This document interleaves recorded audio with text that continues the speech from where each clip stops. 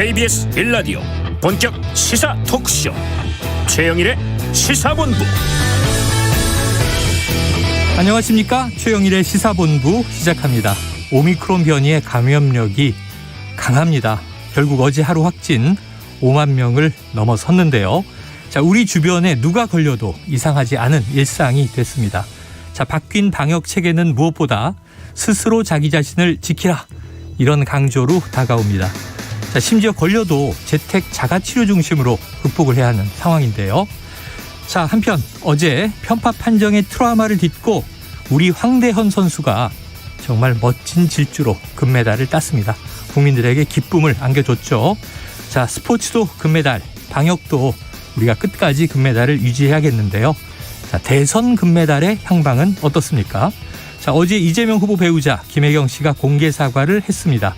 유력 후보의 배우자들이 사과를 내놓고 있는 대선. 자, 유권자인 우리가 선거의 본질을 짚어야 할 때가 아닌가 싶습니다. 자, 그래서 오늘도 최영일의 시사본부 출발합니다.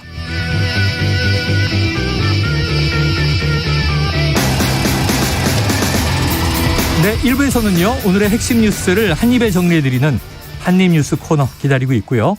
2부 10분 인터뷰 국민권익위원회 전현희 위원장을 모시고 국가 청렴도 상승의 의미를 한번 분석해 보겠습니다. 이어서 각설하고 시즌2 경제본부도 준비되어 있고요. 자, 한입에 쏙 들어가는 뉴스와 찰떡궁합 디저트송 신청 기다리고 있으니까요. 오늘 뉴스에 어울리는 노래가 있으면 문자 샵 9730으로 자유롭게 보내주시기 바랍니다. 오늘의 디저트송 선정되신 분께는 커피 쿠폰 보내드립니다. 짧은 문자 50원, 긴 문자 100원입니다.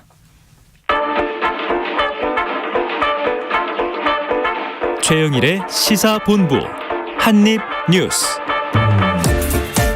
네, 오늘의 핵심 뉴스 한입에 정리해봅니다. 한입뉴스 박정호 오마이뉴스 기자, 오창석 시사평론가 나와 계십니다. 어서 오세요. 안녕하십니까. 네, 어제 재밌었죠? 어제 뭐 공백이 너무 많이 느껴져가지고요. 네. 힘이 안 나더라고요 어제. 제가 실시간으로 들으면서 모니터링을 했는데 아니 이렇게 잘하나? 잘했었나? 변화가 없나? 그래서 아이고 빨리 좀 돌아가야 되겠다. 네, 돌아왔습니다. 네. 자, 오늘 뉴스가 또 쏟아지고 있어요. 하나하나 짚어보죠. 청와대에서 문재인 대통령이 굉장히 좀 강경한 어조의 메시지를 냈습니다. 네. 윤석열 후보에게 사과를 요구했다. 근거 없는 적폐로 청와대를 몰았다. 이런 얘기인데, 자, 박 기자님, 요 오늘 나온 얘기죠? 네, 그렇습니다. 오늘 오전에 알려진 발언인데요. 그러니까 이게 윤석열 후보가 어제 언론 인터뷰에서 뭐라고 했냐면 집권하면 전 정권 적폐 청산 수사를 할 거냐? 이런 질문에 해야죠. 수사가 돼야죠. 이렇게 네. 얘기를 했어요. 그러니까 문재인 정권에서 불법과 비리를 저지른 사람들도 좀 법에 따라 시스템에 따라 상응하는 처벌을 받아야 한다. 이렇게 얘기를 했습니다. 이게 뭐 시스템 그리고 불법의 또 비리를 저진 사람들을 수사하는 거다. 이렇게 얘기는 했지만 네. 여기에 대한 파장이 커지고 있는데요. 어제 같은 경우는 이재명 후보가 당황스럽다, 또 유감스럽다 이런 얘기를 했고 이게 정치 보복으로 해석될 여지가 있다는 얘기를 했어요. 민주당에서 강하게 반박을 했고 오늘은 문재인 대통령이 참모회의에서 뭐라고 했냐면 중앙지검장 검찰총장 재직 때에는 이 정부의 적폐를 있는데도 못 본 척했다는 말인가? 아니면 없는 적폐를 기획사정으로 만들어내겠다는 거냐? 대답해야 한다. 그리고 현 정부를 근거 없이 적폐 수사의 대상, 불법으로 몬 것에 대해 강력한 분노를 표하며 사과를 요구한다. 그러면서 아무리 선거지만 서로 지켜야 할 선이 있는 거다. 이런 얘기를 했는데요. 이게 좀 알려지면서 특히 이제 문재인 대통령을 지지하는 지지층에서는 문 대통령의 발언을 듣고 이례적인 그런 강력한 발언, 분노가 표출된 발언이 나왔다. 이 파장이 좀 커지는 거 아니냐 이렇게 좀 내다보고 있습니다. 그래요. 지금 일부에서 이 자리에서도 많은 전문가나 평론가들이 조금 이게 이 복수, 정치의 복수국, 이건 좀 반복돼서는 안 된다 이런 얘기를 많이 했는데 어제 윤석열 후보의 이야기가 또 전직 검찰총장이어서 네. 무게가 더 실려 있게 암시가 되고 전해졌던 것도 있는 것 같고 오늘 또 문재인 대통령 발언 중에는 고 노무현 대통령의 비극을 겪고도 이런 또 이제 이야기도 들어 있습니다. 오평론가님은 어떻게 들으셨어요? 양쪽의 이야기. 일단은 예를 들어서 이제 정권 교체를 주장하는 야당, 국민의당, 국민의힘, 정의당 다 마찬가지일 겁니다. 흔히 말해서 이번 정권에서 가장 큰 패착이라고 보면 이제 부동산이 될 텐데 네네. 그러면 부동산 적폐 정책을 청산하겠다. 부동산 적폐 세력을 몰아나겠다는 얘기를 할 수 있습니다. 네네. 왜냐하면 그건 이제 정책의 분야니까요. 그렇죠. 정책의 분야니까 바꿀 수 있다, 갈아치우겠다 할 수 있는데 지금 같은 경우는 현 정권에도 잘못된 부분이 있으면 수사를 해야 된다는 거에 대해서 해야죠, 돼야죠라고 표현을 하고 뭐 내가 하겠다는 건 아니고 알아서 할 것이다라고 얘기를 했는데 네. 이거는 정책이 아니라 정치 세력에 대한 얘기였습니다. 네네네. 그 정책과 정치 세력에 대한 부분은 굉장히 다르거든요. 그동안 대한민국에서 또 다른 국가에서도 정책의 실패로 인해서 그 사람이 징역 3년 뭐 이렇게 된 적은 없습니다. 기본적으로 정책에 대한 실패를 책임을 묻거나 책임을 묻는 건 선고로 물을 수 있는 것이지 징역형이라든지 법률적으로 물을 수 있는 건 아니거든요. 그렇다면 이제 정치 세력의 문제가 남는 것인데 이 부분에 대해서는 굉장히 모호합니다. 그렇다면 사람들이 아니 문재인 정부도 적폐 세력 청산으로 나오지 않았어? 라고 얘기하는데 여기서 말하는 적폐 세력은 권력을 위임받지 않은 최서원 씨가 이른바 국정농단이죠. 네, 박근혜 전 대통령과 같이 청와대에 있으면서 연설문을 수정하거나 국정에 개입했었다라는 부분은 심지어 대기업의 돈을 또 끌어모으기도 하고. 그렇죠. 정치 세력에 대한 문제가 맞았어요. 네. 모든 국민이 동의했었고. 근데 지금은 대한민국 국민이 문재인 정권에서 일어났었던 국토부 장관이라든지 부동산 정책이 잘못됐다고 하지만 이 보이는 사람들에 대한 지탄을 했던 것이지 어떤 보이지 않는 정치 세력에 대해서 그 사람을 찾아내야 된다라고 한다거나 그런 표현을 쓴 적이 없습니다. 네. 그렇기 때문에 이 정책 세력과 정치 세력을 구분하지 못하고 표현을 써서 마치 보복을 하려는 것처럼 보였기 때문에 이 부분에 대해서는 흔히나 민주당 지지자들에게서는 굉장히 트라우마를 불러일으킬 수밖에 없을 것이고 또 네. 하나는 며칠 전에 윤석열 후보도 노무현 정신이라든지 노무현이라는 이름을 민주당이 언급할 가치가 없다, 자격이 없다 이렇게 얘기를 했었는데 네네. 노무현 대통령은 전형적으로는 보복 수사로 인해서 우리 곁을 떠났다라고 많은 국민들이 생각을 하고 있습니다. 그렇다고 했을 경우에는 특별한 명분이 없이 현 정권도 잘못되면 수사를 해야 된다라고 하는 표현 자체가 일종의 보복 수사처럼 보일 수도 있다는 점을 네. 좀 조심스럽게 표현했어야 되는데 그렇게 하지 못했던 것이 아쉽고 본인 스스로가 나서지 않는다고 했는데 그건 당연한 거예요. 대통령 수사권이 없습니다. 네. 근데 중요한 거는 대통령이 되고자 하는 사람이 이렇게 표현을 한다면 흔히 말해서 권력의 하부 계층에 있는 사람들은 네. 이 메시지를 충성 경쟁으로 오일해서 받아들일 가능성도 있고 시키지 않아도 이렇게 해야 된다라고 가이드라인으로 받아들일 수도 있습니다. 네. 그렇기 때문에 이런 표현에 대해서 문재인 대통령 같은 경우는 격분할 수밖에 없었지 않을까라는 생각이 듭니다. 네. 엊그제는 또 이제 한동훈 검사장을 독립운동가 같은 인물이다. 이렇게 이제 표현을 해서 어제 또 시끌시끌하기도 했는데요. 네. 검찰총장 출신이기 때문에 지금 이제 적폐 이런 이야기가 상당히 좀 이제 복수의 이 칼을 뭐 배에 품고 있다 이런 여권 인사에 또 이제 평도 나왔어요. 네. 한번 이 파장을 예. 지켜봐야 될 것 같습니다. 오늘 오전에 이재명 후보가 관련해서 네. 질문을 받고 입장을 내놨는데 뭐라고 했냐면 많은 대선 과정을 지켜봤습니다만 후보가 정치 보복을 사실상 공언하는 건 본 일이 없습니다. 우리가 통합을 통해서 미래로 나아가야 하는데 보복 또는 증오, 갈등, 분열 이게 우리 사회를 위험에 빠뜨릴 수 있다는 생각이 듭니다. 네. 보복이 아니라 통합의 길로 가시기를 참으로 진심으로 권유드립니다. 이런 입장을 내놨고 또 국민의힘에서는 이준석 대표가 이거 선거 개입이다. 원론적인 얘기를 했는데 왜 급발진을 하냐 이렇게 지적을 하고 비판하고 있습니다. 네. 뭐 청와대도 또 이제 좀 과도한 비판을 받았다. 그럼 사과를 요구할 수 있는 것이고 때로는 청와대도 또 고소고발도 하기는 해요. 네. 명예훼손 문제가 발생하면 자 원론적인 얘기인지 어떤지 요 대목은 분명히 내일 밤에 벌어지는 사자 토론에서 또 중요한 화제로 아마 여야 간에 다뤄지게 되지 않을까. 한번 후보들이 직접 어떤 이야기를 주고받는지 내일 밤을 기대해 보고요. 지금 이 윤석열 후보는 지금 뭐 유세 계속 돌고 있잖아요. 이재명 후보도 그렇지만. 그런데 이 어느 유튜브 채널에서 이런 얘기를 했네요. 고등학교를 기술고, 예술고, 과학고로 나누자. 이건 어떤 의미인가요? 그러니까 윤 후보가 한 유튜브 채널, 그러니까 공부왕 찐천재 이 유튜브 채널이 있어요. 이름 좋다. 공부왕 여기서 찐천재. 홍진경 씨가 나와서 네. 이제 공부를 이제 배우는 건데 여기에서 뭐 여러 가지 얘기 중에 교육에 대해서 교육을 그러니까 윤석열 후보는 어떻게 교육을 바꿔나갈지 네. 여기에 대해 뭐라고 했냐면 교육은 다양성을 키워줘야 한다. 똑같은 커리큘럼으로 가르치면 발전이 없다라고 얘기했고 중학교까지는 정규 교과 과정을 똑같이 배우는 시간을 줄이고 고등학교 때는 학교를 나눠야 된다. 어떻게 나누냐? 기술고등학교, 예술고등학교, 과학고등학교 이렇게 나눠야 된다. 이런 얘기를 한 거예요. 지금 그렇게 돼 있지 않나요? 그래서 누리꾼들이 이걸 좀 보고 아니 현실을 전혀 모르는 거 아니냐 이런 지적을 하고 있습니다. 그래서 이게 어디서 냉동돼 있다가 냉동 인간처럼 나온 거 아니냐 이런 얘기까지 나올 정도로 지금 현실에 안 맞는 얘기를 했다라는 지적도 나오고 있는데요. 여기에 대해서 국민의힘은 뭐라고 하고 있냐면 현재도 고등학교가 기능별로 나눠져 있지만 제 기능을 하지 못하고 있지 않냐. 외고나 과학고를 나와서 의대에 가는 현실을 바로 잡아 원래 취지대로 정상화하고 교육의 다양성을 살리자는 거다.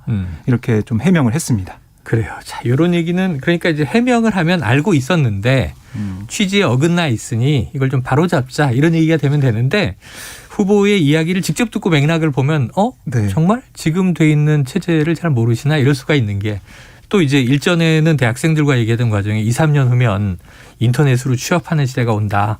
이런 이야기를 해서 비슷한 또 비판에 직면했었거든요. 네. 자, 오평론가님, 이거는 선대본의 해명이 맞습니까? 우리가 이제 얼핏 듣고 이해하는 게 맞습니까? 제가 늘 사안에 대해서 비판할 부분은 모든 진영을 비판을 했었는데 네네. 이거는 욕먹어야죠. 아, 그래요? 공부를 좀 더 준비하고 오셔야 돼요. 해당 유튜브 채널이 공부왕 찐천재인데 공부를 안 하고 오시면 어떡해. 아하. 선대본의 말로 제가 반박을 하겠습니다. 네네네. 선대본, 국민의힘 선대본이 현재도 과학고, 외고, 예술고, 기술고, 인문계 등 기능별로 나눠져 있지만 재기능을 하지 못한다. 라고 하면은 과학고 출신의 이준석 대표는 재기능을 하지 못한 교육을 받았네요. 아, 그렇게 되는 거네요. 당대표 어떻게 대답하실 거예요? 네. 근데 사실은 잘못됐어요. 이 발언은 굉장히 잘못된 발언입니다. 외고나 과학고를 나와서도 네. 뭐 정치할 수 있는 거잖아요. 그죠? 그렇죠. 그리고 과학고를 나와서 바로 정치한 것이 아니라 하버드의 이공계에 진학을 했죠. 재기능을 했죠. 네네. 그리고 과학고라는 프리미엄 분명히 있었죠. 그 스타트업도 했고. 네, 과학고라는 프리미엄 분명히 있었습니다. 네. 그렇기 때문에 이 부분에 대해서 재기능을 하지 못했다는 건 말도 안 되는 거고요. 아하. 그리고 B 씨 있죠, 가수 B 씨. 네네네. 예술고 출신이에요. 아, 네. 그 유명한 예술고 거기 네. 전통 있는 데인데. 네. 재기능 하고 있지 않아요? B 씨가 지금 뭐 위대한 과학자가 아니잖아요. 그리고 대부분 위대한 엔터테이너잖아요. 클래식 음악인이든 네. 연예인이든 네. 또 외고 출신들이 예고 출신들이 많고 네. 예대 출신도 있고. 그렇기 때문에 재기능 하고 있습니다. 그리고 보수 정권에서 마이스터고 만들지 않았습니까? 네네. 고등학교만 졸업하더라도 전문직을 배워서 대학까지 아는 사회를 만들고 곧바로 취업할 수 있는 사회 만들겠다 해서 실제로 이명박 정권에서 마이스터고 추진해서 네. 대학 진학률이 처음으로 60% 밑으로 떨어지셨습니다. 성공적으로 전환이 될 뻔했었죠. 예. 물론 다시 제자리로 돌아오긴 했었지만 그런 역사도 있는데 자신의 정당의 전신이 추진했었던 정책도 모르고 자신의 당 대표가 나왔던 고등학교도 부정한다는 발언을 했다는 것 자체가 네. 이거는 국민의힘 선거대책본부 관계자가 너무 방어를 하다가 엇나간 부분이 있었다라는 생각이 좀 듭니다. 그러니까 결국은 뭐 크게 큰 틀에서는 지금 이 기능적으로 고등학교의 영역들이 이제 나눠져 있고 이건 또 오래된 학교들도 있고 네. 최근에 또 신설된 특목고들도 있고 네. 네. 차사고는 지금 논란이 있어서 뭐 이제 폐지되는 경우도 있고 또 행정소송에서 이기는 경우도 있고 지켜봐야 될 사안인데 네. 그리고 이거 의대에 네. 가는 현실을 바로 잡아야 된다. 외고나 과학고를 나와서 의대에 가는 현실을 바로 잡아야 된다는 것은 매우 동의를 하나. 네. 그럼 어떻게 해야 할 것인가? 법률로 제한할 건가요? 제도 개선. 네, 법률로 개선할 겁니까? 외고 과학고 나온 사람은 의대 진학 금지하면 바로 헌법소원 들어올 겁니다.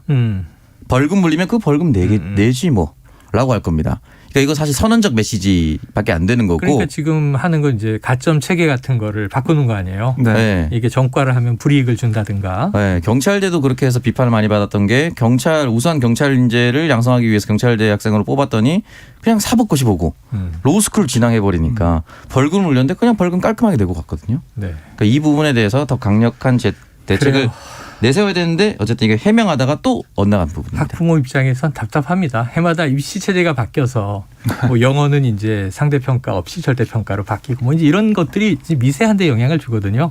그래서 제도 개선이 필요하다면 구체적인 개선안을 내놓으시면 되는데 네. 너무 두루뭉술이 원론적인 얘기를 했다가 이건 이제 오히려 역공세를 받는 상황이 된 것 같고요. 자, 다음 주제가 좀 중요해 보입니다. 어제 이재명 후보의 배우자죠. 김혜경 씨. 이 과잉 의전 의혹 연일 보도되고 있었는데 직접 모습을 나타내서 공개적으로 사과를 했어요. 네. 어제 긴급 기자회견으로 잡혔습니다. 네. 1시간 전쯤에 통보가 됐고 오후 5시에 이제 기자회견 한다. 당사에서 한다. 네. 통보가 돼가지고 기자회견 진행됐는데요. 한 7분 정도 진행이 됐고요. 네. 그 내용을 보면 저의 부족함으로 생긴 일들에 대해 국민 여러분께 다시 한번 죄송하다는 말씀을 드린다라고 허리를 숙였고 공직자의 배우자로서 모든 점에 조심해야 하고 공과 사의 구분을 분명히 해야 했는데 제가 많이 부족했다 이렇게 설명을 했습니다. 그리고 이제 제가 져야 할 책임을 마땅히 지겠다. 수사 감사를 통해 진실이 밝혀질 수 있도록 최선을 다하겠다. 네. 모든 다 이제 제 불찰이고 부족함의 결과다. 앞으로 더 조심하고 더 경계하겠다. 거듭 죄송하다 이렇게 말한 다음에 다시 네. 한번 허리를 숙였습니다. 그리고 기자들과 또 1분 1답이 있었어요. 네, 질문 3-4개 정도 받아서 얘기를 했는데요. 그러니까 법인카드 논란 같은 보도되는 각종 의혹의 사실관계를 어디까지 인정하냐 이런 질문이 있었거든요. 거기에 대해 이제 김 씨는 지금 수사 감사가 진행되고 있다고 들었다. 최선을 다해 협조하고 결과가 나와 책임이 있다면 책임질 거다. 이 정도로 답을 했고 아울러 이 제보자 A 씨와의 관련해서는 네. 제가 그 A 씨와 이제 배모 사무관, 배모 씨의 관계를 몰랐다고 해서 책임을 회피할 생각은 없다. A 씨는 피해자라고 생각한다.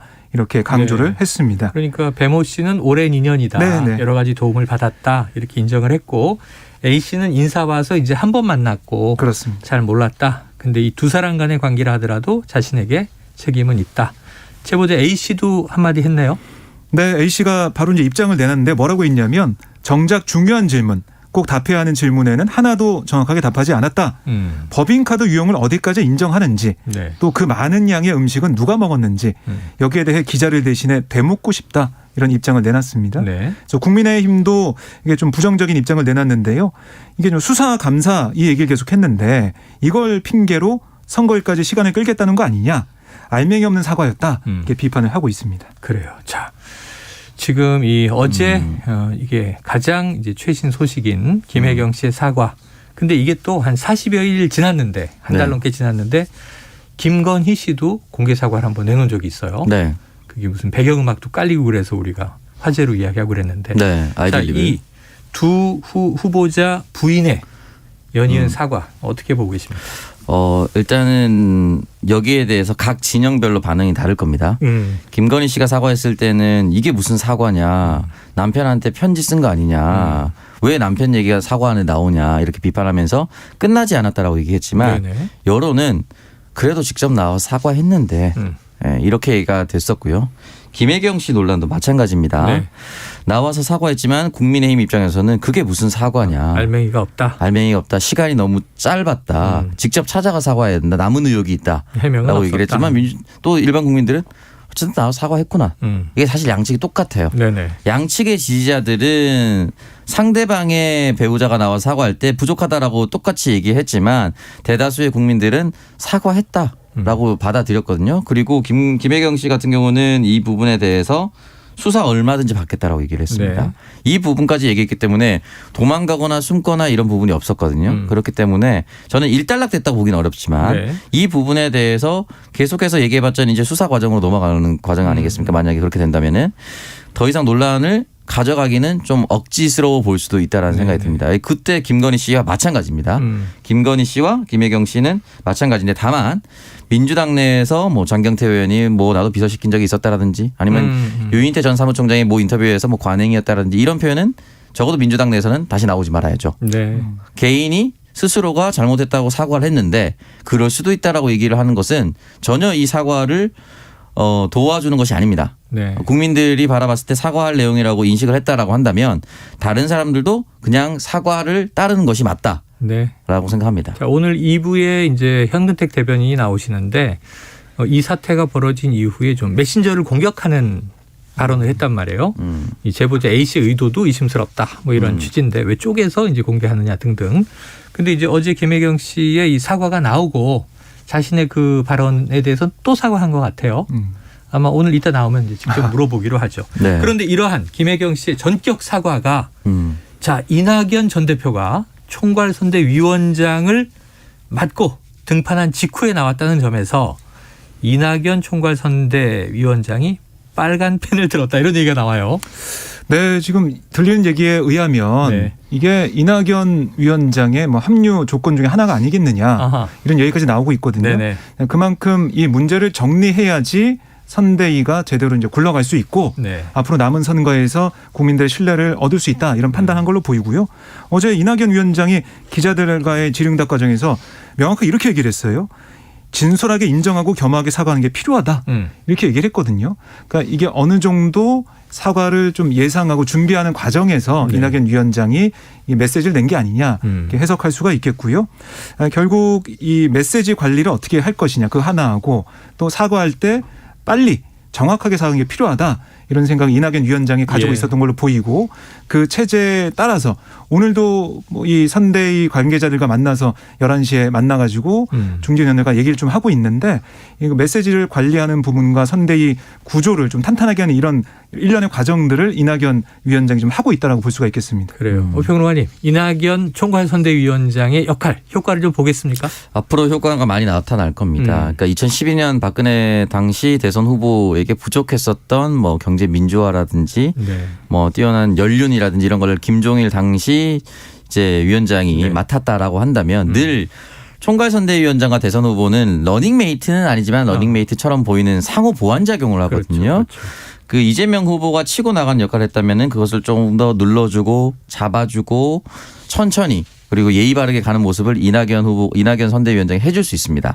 그렇기 때문에 이 부분에 대해서 또 이낙연 후보라고 표현을 한다면 경선에서 세게 맞붙었던 사람들이기 네. 때문에 민주당 내 앙금이 있는 전통 지지층도 좀 결집할 수 있는 효과를 줄 것이고 또 첫 일성으로 사과를 해야 된다고 했는데 또 사과가 곧바로 나오는 것을 봤을 때는 아 이게 서로 믿고 맡기고 가는구나. 이 메시지를 또 후보도 그대로 받고 있구나라는 것을 보여주는 거거든요.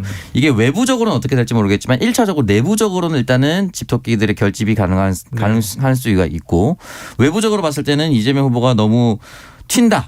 라고 아직도 보시는 분들이 계시다면 그 부분을 상쇄시킬 수 있는 역할을 이낙연 전 총리가 할 수 있을 거라고 생각합니다. 그래요. 그러면 지금 또 윤석열 후보 쪽에서는 국민의힘에서는 선대위가 선대본으로 축소됐고 총괄선대위원장은 이제 나가셨잖아요. 네. 네. 누가 그 역할을 하지? 이준석 대표라고 봐야 할까요? 지금까지는 이준석 대표가 하고 있다라고 볼 수가 있는데 네. 다만 중요한 거는 이준석 대표는 당 외로 메시지를 전달하는 메신저의 역할을 네, 아주 그렇죠. 크게 하고 있습니다. 그렇죠. 그러니까 지금 제가 생각했을 때 어떤 당대표보다 이렇게 많은 방송을 하면서 이렇게 큰 메시지를 굵직굵직하게 남기는 후보가 선대가 있었나 싶을 정도로 당대표가 그런 메신저 역할을 한다고 한다면 내부에서는 잡아주는 역할을 아마 권영세 본부장이 잘 하고 있지 않나라는 생각이 듭니다. 그런데 이제 다가오는 대선에서 또 이제 이준석 대표는 대선을 진두지휘한 적은 없단 말이에요. 네. 앞으로 어떻게 될지 좀 그 역할은 누가 맡을지도 지켜봐야 될 것 같습니다. 자, 지금 시간 12시 43분 넘기고 있는데요. 이 점심시간 교통 상황을 알아보고 오겠습니다. 교통정보센터의 김한나 리포터 나와주세요. 네, 현재 서울 시내는 대부분 구간 수월하게 지나실 수 있겠는데요. 다만 올림픽대로 잠실 방면 잠실 철교와 올림픽 대교 사이 1차로를 막고 작업을 하고 있어서 주의가 필요합니다. 고속도로도 지금 상습 정체 구간에서만 밀리고 있는데요. 돌발 상황 여파를 받는 곳들이 있습니다. 먼저 중부 내륙고속도로 창원 쪽으로는 문경세제 부근 갓길에서 대형 화물차 화재 사고를 처리하고 있습니다. 4km가량 여파를 받고 있고요. 평택 제천고속도로 제천 방면은 안성분기점 부근 1차로에서 작업을 하고 있어서 송탄 나들목부터 안성분기점까지 2km 여파받고 있습니다. 경부고속도로 서울 쪽은 양재에서 반포까지, 반대 부산 방면 한남에서 서초, 또 신갈분기점에서 수원 나들목까지 어렵고요. 수도권 제일순환고속도로 일산에서 판교 쪽은 서운분기점에서 송내까지 속도 떨어지고 있습니다. 목적지까지 안전운전하시기 바랍니다. KBS 교통정보센터에서 김한나였습니다.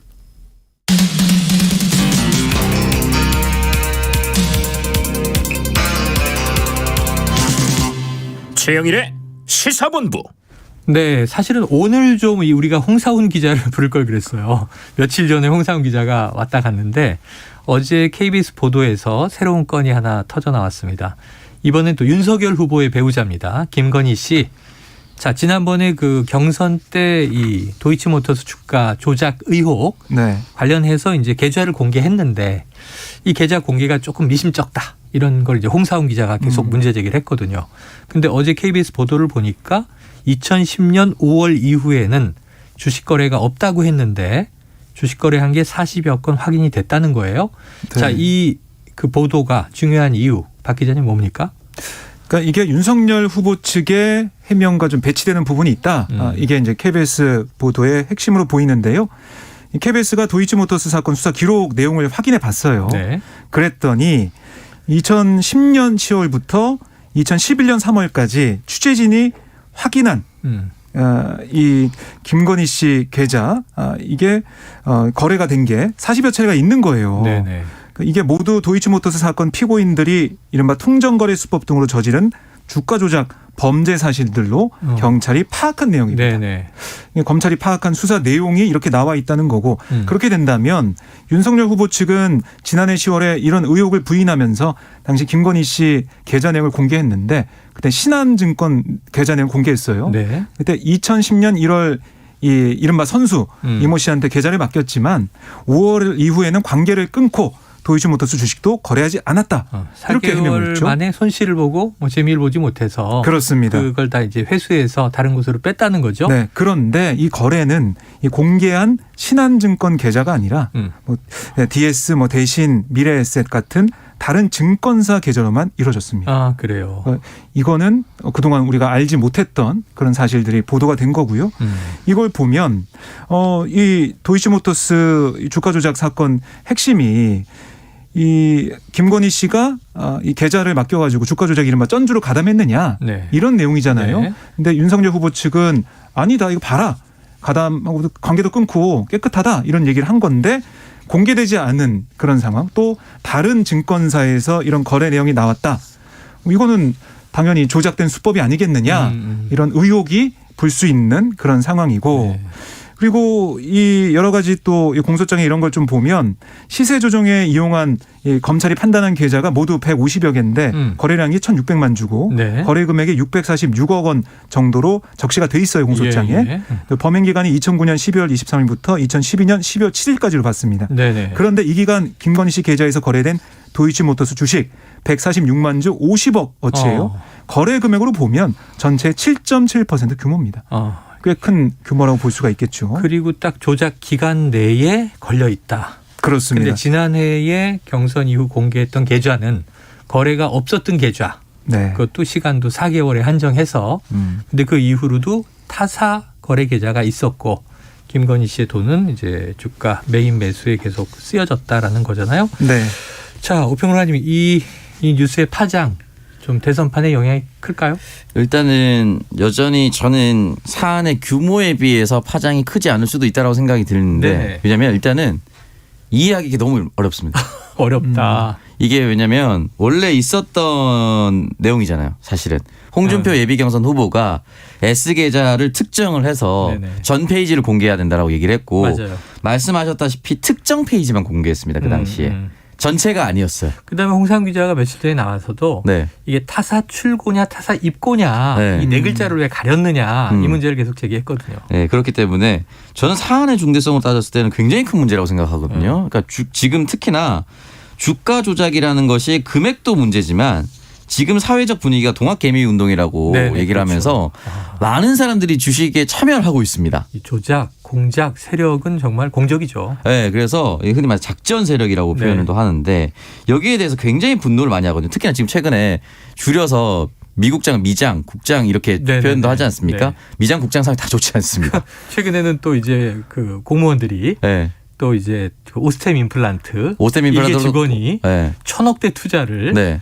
횡령해서 하고 네. 이 정말 사회적으로 깜짝깜짝 놀랐죠. 강동구청 공무원도 그랬죠. 그렇죠. 네. 놀랐습니다. 그런 것들 보면서 이 투자에 대해서 굉장히 민감하고 화가 나고 있고 일종의 다 물려 있는 상황인데 이런 부분이 발생했다는 것 자체가 굉장히 화가 나고 결국은 내가 이렇게 차곡차곡 어떤 곳에 투자를 했더니 이러한 특정한 세력들이 내 돈을 다 가져갔구나 또 내 주가를 망쳤구나라고 생각을 하기 때문에 굉장히 분노를 자아낼 수가밖에 없는 부분임에도 불구하고 하고 설명하기가 어렵고 그러니까 개미들은 이해가 쉽겠지만요. 네. 동학 개미들은 다른 이제 유권자 대다수는 네. 이게 무슨 얘기인가 싶을 수가 있다. 그래서 이게 파장이 크지 않을 수도 있다라고 말하는 것이 이거 그냥 넘어가도 됩니다라고 얘기하는 게 아닙니다. 제가 절대 그런 게 아니고요.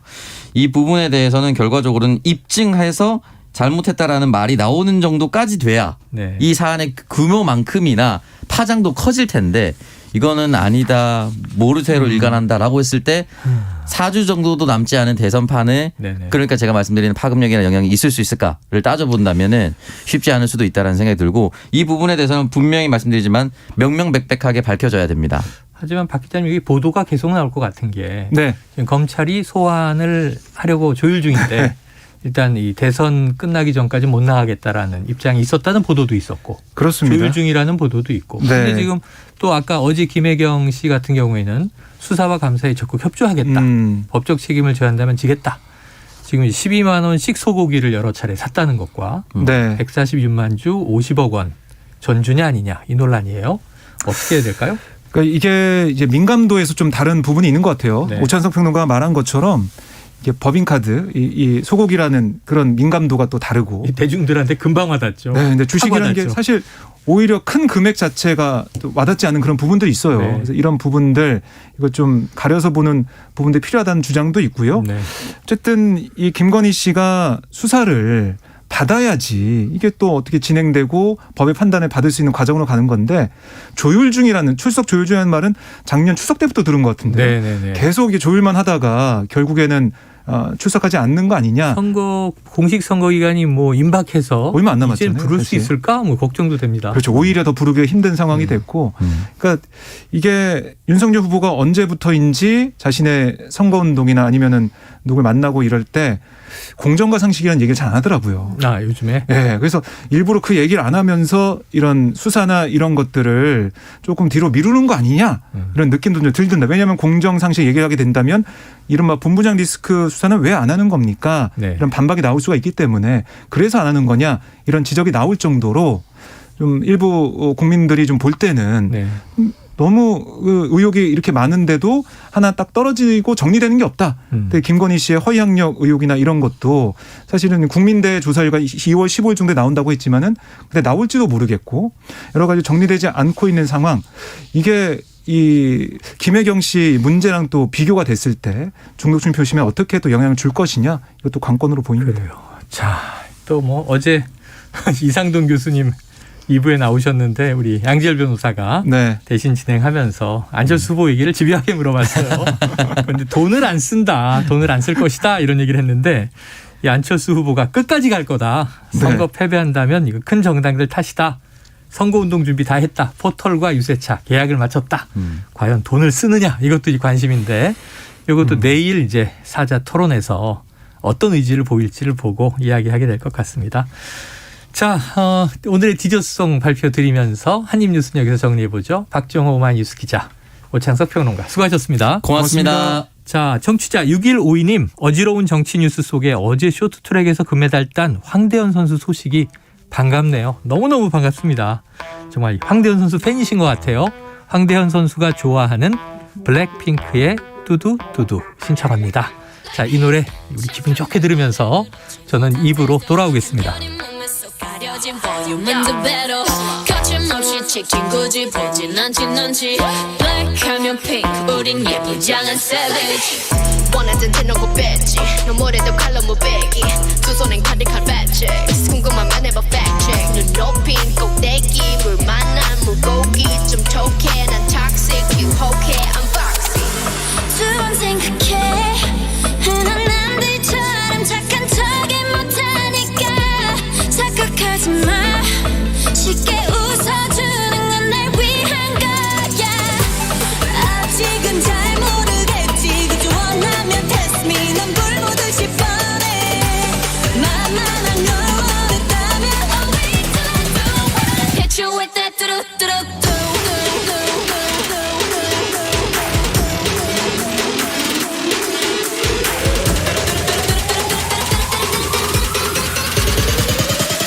Hit you with that 뚜루뚜루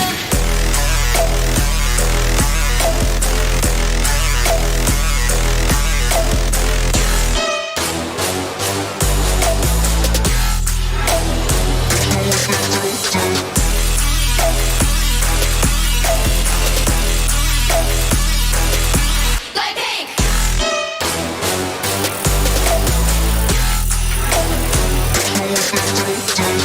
지금 내가 걸어가는 거린 Blackpink 4-way 사거리 동서남북 사방으로 running 이는 버킷리스트 싹 다 버리 널 당기는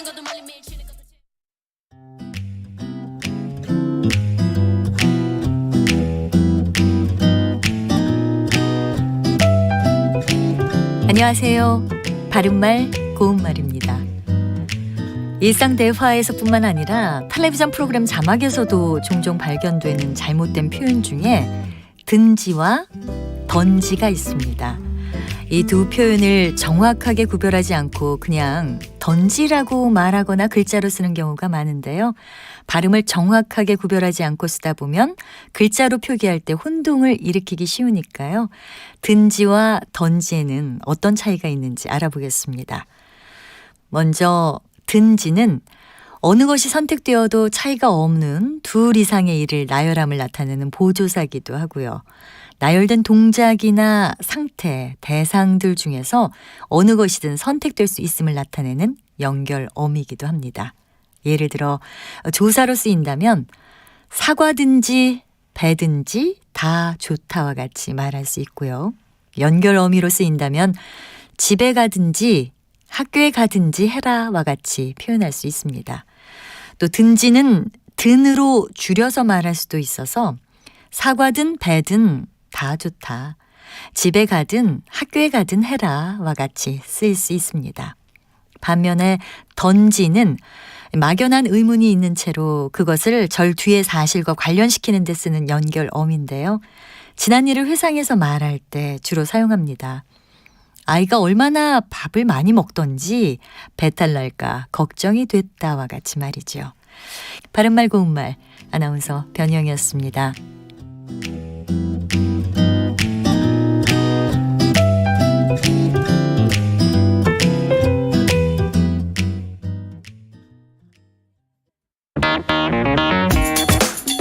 시선은 뜨겁다.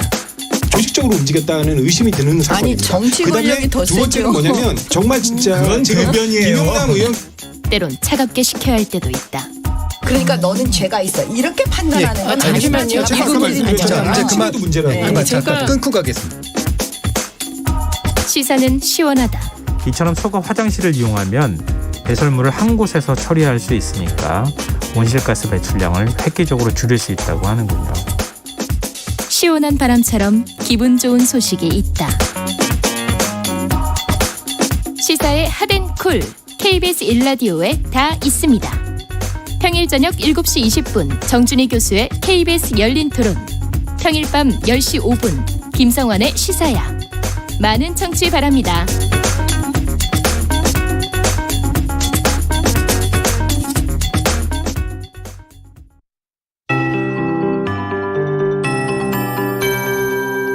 KBS 58분 날씨. 추위가 풀리니 어김없이 미세먼지 농도가 높아지고 있습니다. 온화한 서풍에 국외 미세먼지가 실려 날아오고 우리나라의 대기가 정체되면서 먼지가 쌓이고 있는데요. 현재 서쪽 지역을 중심으로 공기가 탁한 곳이 많습니다. 그중 인천과 경기도, 충청도와 전북은 종일 초미세먼지 농도가 나쁨을 보이겠고 밤부터는 서울과 강원 영서, 광주도 나쁨으로 오르면서 내일은 더 많은 지역의 공기가 탁해질 전망입니다. 또 대기도 무척 건조한 상태인데요. 지금 서울과 일부 경기도, 강원 영동과 경상 남북도, 그리고 전남 동부 지역에는 건조특보가 수일째 이어지고 있으니까요. 불조심하시기 바랍니다. 오늘 하늘은 전국이 대체로 맑겠고 한낮 기온은 서울 7도, 강릉, 대전, 제주 9도, 광주 10도, 부산 12도 등으로 어제보다 조금 높겠습니다. 금요일인 내일 아침에는 서울이 영하 2도, 대구 영하 3도 등으로 오늘보다 2도에서 4도가량 높겠고요. 낮 기온도 대부분 10도 안팎을 보이면서 오늘보다 더 오를 전망입니다. 주말까지 대체로 맑은 날씨가 이어지다가 일요일에 남부지방과 제주도에는 비가, 강원 영동에는 비나 눈이 내릴 것으로 예상됩니다. 현재 서울의 기온은 5.9도입니다. 송소진입니다.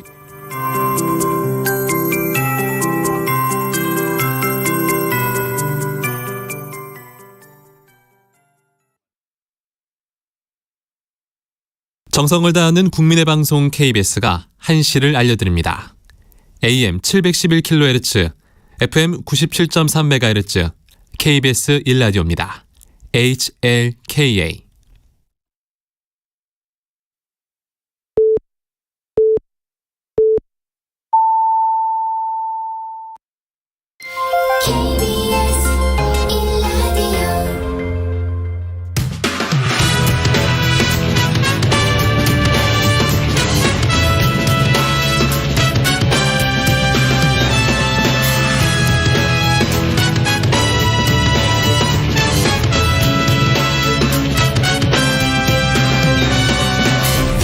KBS 1라디오 최영일의 시사본부.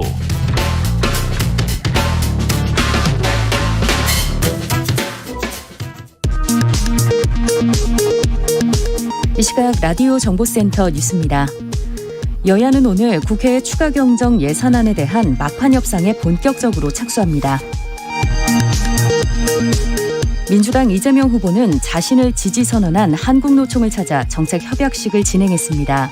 국민의힘 윤석열 후보는 재경 전북도민회 신년 인사회에 참석해 호남 민심 잡기에 나섭니다.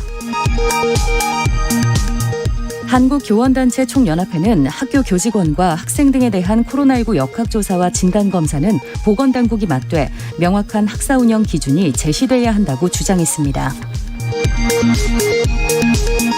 박상도 전 의원에게 불법 정치자금 5천만 원을 건넨 혐의를 받는 천화동인 4호 소유주 남욱 변호사에 대해 체포영장이 발부됐습니다. 지금까지 라디오 정보센터 조진주였습니다.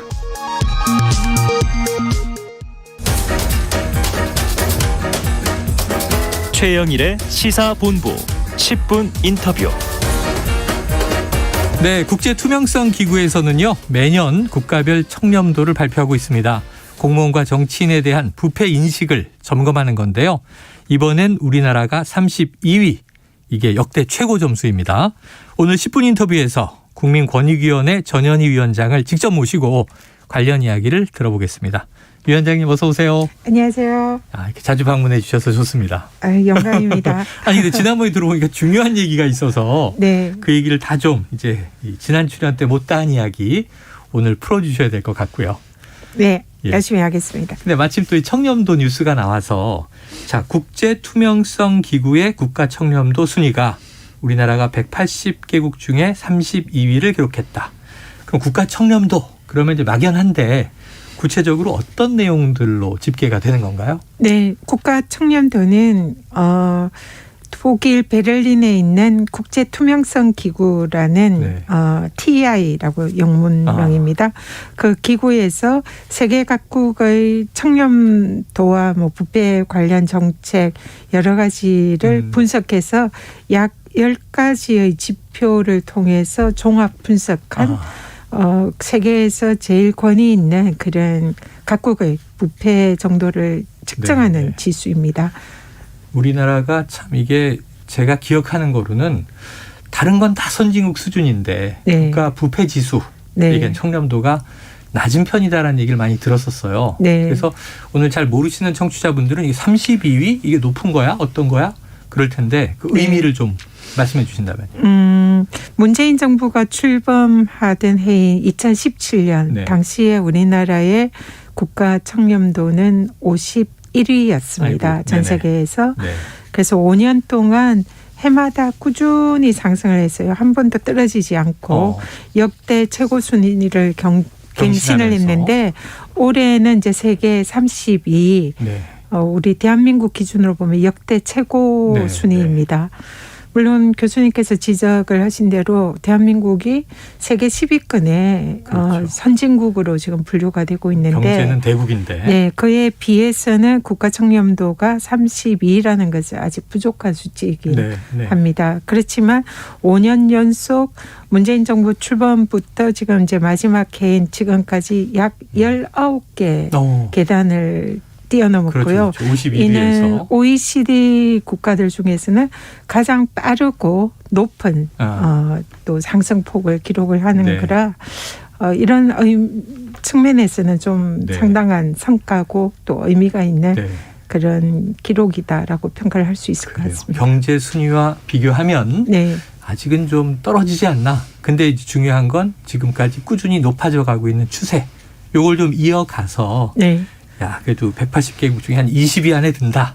그러면 조금 기분이 좋아질 것 같아요. 네, 맞습니다. 국민권익위원회도 그래서 내년도에는 반드시 세계 20위권으로 진입하는 것을 목표로 또 앞으로 최선을 다하겠습니다. 그래요. 32위니까 조금 올라가면 이제 20위권대 올라가길 기대해 보고요.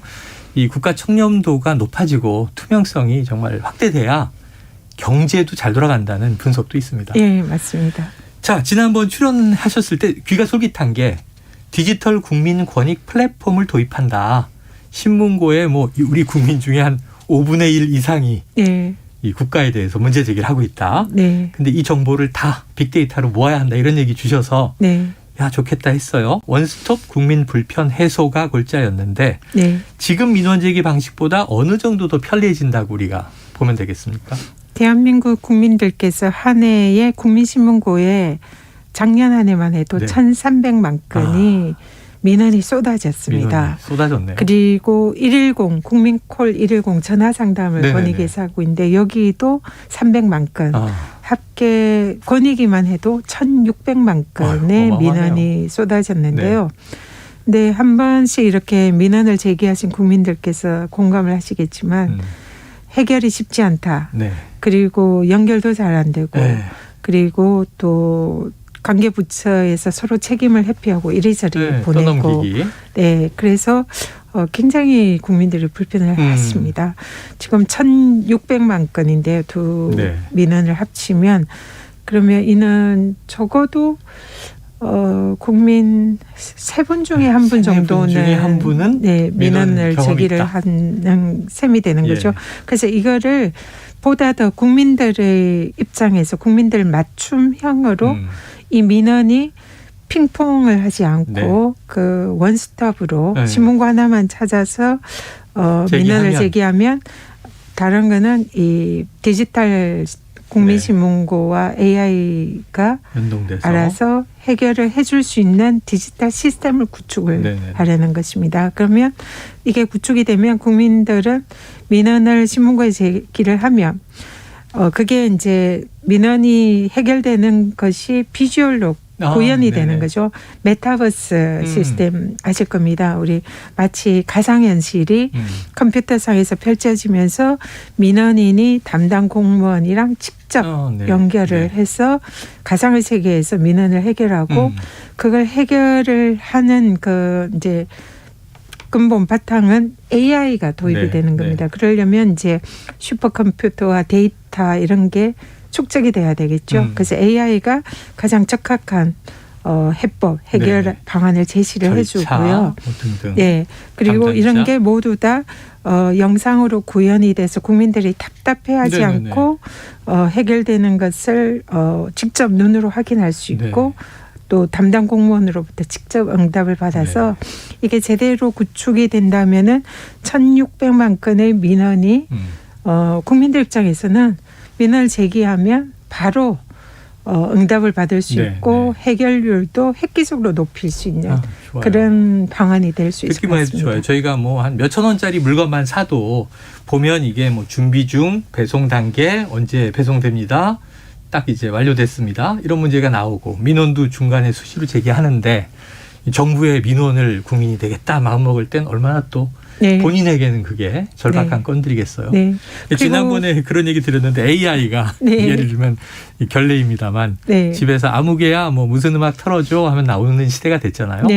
현이야 도와줘 하면 이제 위원장님이 짠 나오시는 거죠. 네, 맞습니다. 이게 사실 공무원이 국민의 공복이라고 하잖아요.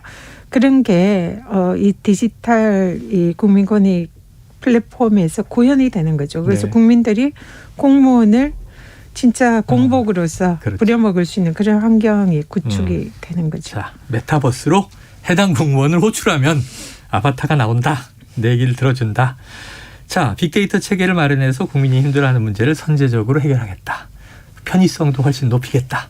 이 기대가 되는데 자, 언제부터 도입돼서 가능해지는 겁니까? 지금 현재 저희들이 이제 올해 신년 계획을 하면서 준비는 다 마쳤습니다. 네네. 그리고 현재 대한민국의 기술 수준으로 이거는 당장 올해 내에도 구축을 할 수가 네네. 있습니다. 이제 근데 다만 이제 예산 확보 문제가 좀 예산이 관건이고요. 근데 이제 그 부분은 뭐 저희 권익위에서 최선을 다해서 노력을 할 네네. 생각이고요. 그 부분은 또 앞으로 좀 정치권이나 또 정부에서도 좀 관심을 가져주신다면 굉장히 좋을 것 같습니다. 근데 이게 이 시스템이 구현만 되면은 단언컨대 한 해에 1,600만 건 이상의 국민들의 불편 사항이 근본적으로 해결이 돼서 국민들이 만약에 이 시스템이 제대로 구현이 돼서 국민 불편이 다 해소가 되고 민원이 영권이 된다. 네네네. 제로로 수렴을 한다. 예. 그러면 얼마나 대한민국이 행복하고 어휴, 또 갈등이 없는 그런 민원이 영권이면 그냥 유토피아 아닌가요? 네, 그래서 물론 그까지는 힘들겠지만 네네. 그런 목표는 이제 그렇게. 목표로 할 수 있는 시스템이 만들어지는 네네네. 거죠. 그래서 저는 정치와 행정의 본질은 국민들의 불편을 그렇습니다. 없애주고 네. 행복하게 만들어주는 거다 생각하거든요. 음. 그거에 관한 지름길이 국민들의 불편과 민원을 해결해 네. 주는 거고요. 그걸 해결할 수 있는 시스템이 이 디지털 국민권익 네네. 플랫폼이다 이렇게 생각합니다. 아니 지금 위원장님 말씀 듣고 보니까 지금 이렇게 가야 할 길은 이건 정치적 쟁점 아닌 것 같고 네. 뭐 여야 구분도 없어야 할 것 같아요. 그럼 국회에서도 여야가 합의하고 예산 좀 필요하게 배정해주고 네. 또 이게 올해 내 구현이라고 하니까 좀 우려되는 게 당장 이제 대선이 있고 5월이면 또 정권이 어떻게 될지 모르잖아요. 네. 그럼 여야 후보 입장들이 있을 텐데 네. 이건 누구라도 좀 후보 기간에 이건 필히 도입하겠다 약속해 주는 게 필요할 텐데 자 이재명 후보와 윤석열 후보를 놓고 보면 좀 이런 정책에 대한 관심도가 있습니까? 공약에 들어있나요? 네, 다행히도 여야 대선 후보 주요 후보들의 공약에 이 비슷한 내용들이 다 상당 네네. 부분 반영이 돼 있는 것 다행이네요. 같습니다. 그래서 모든 후보들께서 디지털 대전환, 뭐 디지털 플랫폼의 전환 이런 네. 걸 이제 공약을 하시고 계시고요. 또 디지털을 통해서 국민들의 의견을 수렴하고 국민들의 불편을 해결하고 국민들의 이런 생각이나 제안을 정책에 반영하겠다는 취지의 공약을 두 분 다 하고 계시는 것 네. 같습니다. 그래서 어느 당의 후보가 되시더라도 다음 정부에는 이런 디지털을 통한 국민들의 불편을 해소하는 이런 게 정책의 우선순위가 될 수 있겠다라는 네. 기대를 가지고 있습니다. 그래요. 매일 쏟아지는 대선 뉴스를 저희가 다루지만 네. 뭐 이게 대중 외교 또 이제 한미 관계 외교적인 문제부터 정치 현안들이 뭐 여야가 워낙 입장 갈리는 게 많고 오늘 또 이제 청와대 메시지도 나왔습니다만 네. 지금 이 디지털 플랫폼을 통한 이 민원의 해결 이 문제는 이건 뭐 전혀 정치적 쟁점이 아닌 것 같습니다. 네. 여야 후보 또 여야 모두 뭐 국회와 대선 과정에서 함께 추진해 주셨으면 좋겠다 하는 이제 생각이 들고요. 자, 올해는 이 디지털 국민신문고법이 제정되도록 힘쓰겠다. 네. 지난번에 이 얘기 주셨는데 이 법안 한번 다시 설명해 주시죠. 네. 말씀드린 대로 이제 한 해 1,600만 명의 국민들이 불편을 호소하는 이제 대표적인 정부 포탈이 국민신문고입니다. 네. 근데 국민신문고가 현재 근거 법이 없습니다. 그래서 이렇게 대부분의 국민들이 사용하는 그리고 국민들 지금 저희 조사에 의하면 85% 이상이 인지를 하는 매우 중요한 정부 포털인데요. 네. 그래서 이걸 보다 국민들의 입장에서 편리하게 민원을 해결을 해드리기 위한 그 근거 내용 그걸 뒷받침하는 그런 법령입니다. 그래서 네. 현재 법안이 발의가 되어서 국회에 계류 중에 있는데요. 네. 올해 내로 최대한 빠른 시일 내에 이 법이 통과가 돼서 예. 국민들의 불편을 해소하는 네. 그런 좋은 법이 될 수 있도록 그렇죠. 열심히 노력을 하겠습니다. 자, 말씀드린 대로 이건 뭐 국가적 차원에서 뭐 누가 대통령이 되든 어느 네. 정당이 집권을 하든 가야 네. 할 길이다 생각이 네, 되니까 맞습니다. 한 1,000억 원 예산이 들어가려면 또 당연히 관련 법들도 네. 정비돼서 필요하겠죠. 그 예산의 중요한 절반 이상이 슈퍼컴퓨터입니다. 네, 컴퓨터가 예, 빅데이터를 처리해야 되니까. 슈퍼컴퓨터가 있어야 빅데이터를 수집을 하고 처리를 하고 네. 그다음에 국민들의 민원에 대한 그야말로 솔로몬의 해법을 제시를 하게 되거든요. 인공지능도 그러면 그렇고. 인공지능 AI가 되는 거죠. 그럼 네. AI가 국민들의 민원을 제 예상은 거의 절반 이상은 네. AI가 즉문즉답 그래서 바로 해결해 줄 수 있는 이런 시대가 올 수 있다 생각합니다. 그래서 빠르면 빠를수록 국민들이 편해지시는 거죠. 자, 기상 예보에도 슈퍼컴퓨터가 도움되는데 민심을 미리 파악하는데도 당연히 필요하지 않나 싶고요. 어느 위원회에 들어가 있는 거예요? 정무위원회. 정무위. 네. 예, 빠른 처리를 한번 기대해 봅니다. 네, 응원 부탁드립니다. 위원장님도 국민들께서 응원을 해 주셔야 될 것 같습니다. 끝으로 요거 하나 여쭤볼게요. 지금 이게 쟁점이라 이 위원장 입장에서는 좀 민감하실 수도 있지만 자 이재명 대선 후보의 배우자 김혜경 씨 뭐 과잉 의전 의혹 이게 어제도 사과가 나왔는데 주목한 대목이 이제 이른바 제보자 A 씨 이 피해자가 맞다 사과드린다 이렇게 얘기를 했어요. 이 제보자가 이제 일부 유튜브에서 육성 공개도 되고 신상이 노출됐다는 거죠. 공익신고자 보호 신청을 했다 이렇게 보도가 됐는데 심사 의결 결과나 조건 어떻게 보세요? 네, 아마 어제인가 네. 예, 권익위의 제보자 쪽에서 권익위의 공익 신고자 보호 신청을 하신 걸로 네. 보고를 받았습니다. 근데 공익 신고자 보호법에 따른 보호를 받으려면 요건이 좀 있겠죠. 매우 엄격합니다. 네네. 그래서 요건은 공익 신고에 해당이 돼야 되는데요. 네네. 공익적인 신고와 공익신고자 보호법상의 공익신고는 개념이 다릅니다. 그래서 네네. 우리가 일반적으로 공익적인 신고라고 생각하지만 공익신고자 보호법상의 공익신고로 인정 안 되는 경우가 많아요. 네네네. 그게 공익신고로 인정되려면 471개 법률에 해당되는 공익침해 행위를 신고를 해야 됩니다. 그리고 또 지금 이제 보호 신청을 한 걸로 알고 있는데요. 신고가 적법한 기간, 신고 기간에 네. 신고를 해야 됩니다. 네네. 예를 들면 언론사에 제보하는 것은 공익신고자 보호법상 신고로 인정되지 않습니다. 네네네. 그래서 그 언론 제보만으로는 부족하고요. 행정적인 그래서 신청을 해야 되고 네, 수사기관이나 권익위 등 적법한 기간 네. 신청, 그다음에 신고법상의 신고 요건에 내용. 해당되는 그 법률에 해당될 것, 뭐 등등 여러 가지 요건이 네. 확인이 돼야 되거든요. 그래서 이걸 요건에 구비를 했는지 확인이 심사 절차. 되면은 그 경우에 이제 네. 신고자로 인정을 받을 수 있습니다. 예, 어제 그래서 신고가 접수됐으니까. 네, 아직은 그래서 시간이 좀 걸릴 수 있는 사안이라 네. 이는 저희들이 하여튼 신고자 예. 보호 기간이기 때문에 그 입장에서 최선을 다해서 검토를 할 시간이 예정입니다. 너무 걸리거나 혹시 또 정치적인 공방이 되니까 네. 이게 또 이제 여당에서는 왜 이 신고인데 이걸 쪼개서 살라미식으로 공개하느냐 네. 녹취나 이제 자료 등등 이런 얘기도 있고요. 혹시 위원장님 좀 직권으로 결정하셔야 될 가능성도 있습니까? 신고자 보호를 위해서 아주 긴박하거나 네. 그게 이제 꼭 필요한 법률적인 요건이 있을 때는 네. 신속하게 처리하기 위해서 위원장 직권으로 하는 그런 규정이 있습니다. 예. 근데 거기에 해당하는지도 좀 검토를 해봐야 되기 때문에 네. 이 문제는 정치적 고려 없이 네. 신고자의 입장에서 저희들이 철저히 잘 대응을 하겠습니다. 위원장 그렇게 하시리라 믿고 오늘 인터뷰는 여기서 마무리하겠습니다. 아유 플랫폼 잘 되면 좋겠네요. 네, 많이 응원 부탁드립니다. 오늘 말씀 고맙습니다. 감사합니다. 예, 지금까지 전현희 국민권익위원회 위원장과 함께했습니다.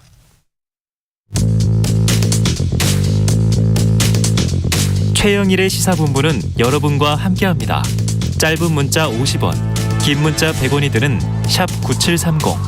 라디오 어플 콩과 유튜브는 무료로 참여하실 수 있습니다.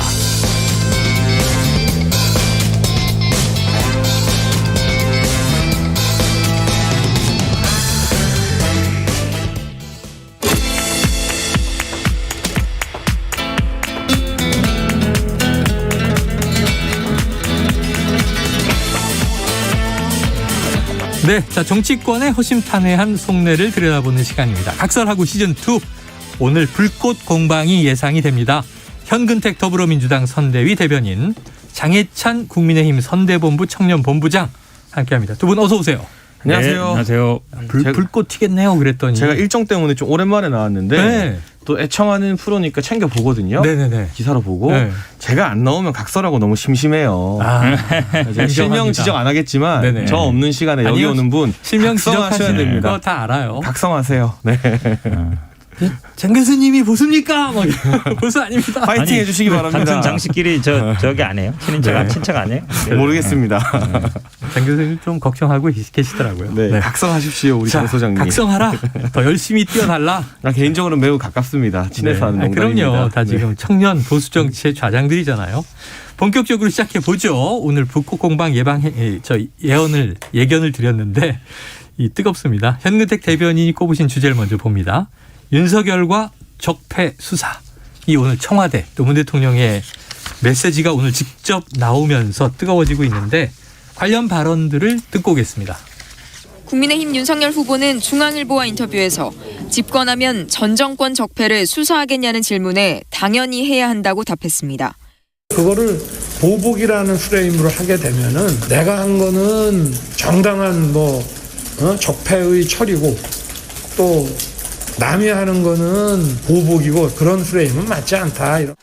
한 검사장을 독립운동하듯 현 정부와 싸워온 사람이라고 표현하기도 했습니다. 문재인 정부를 향해 보복의 칼을 겨누는 것은 국가적 위기 상황을 혼란으로 몰아넣는 망국적 분열과 갈등의 정치이다.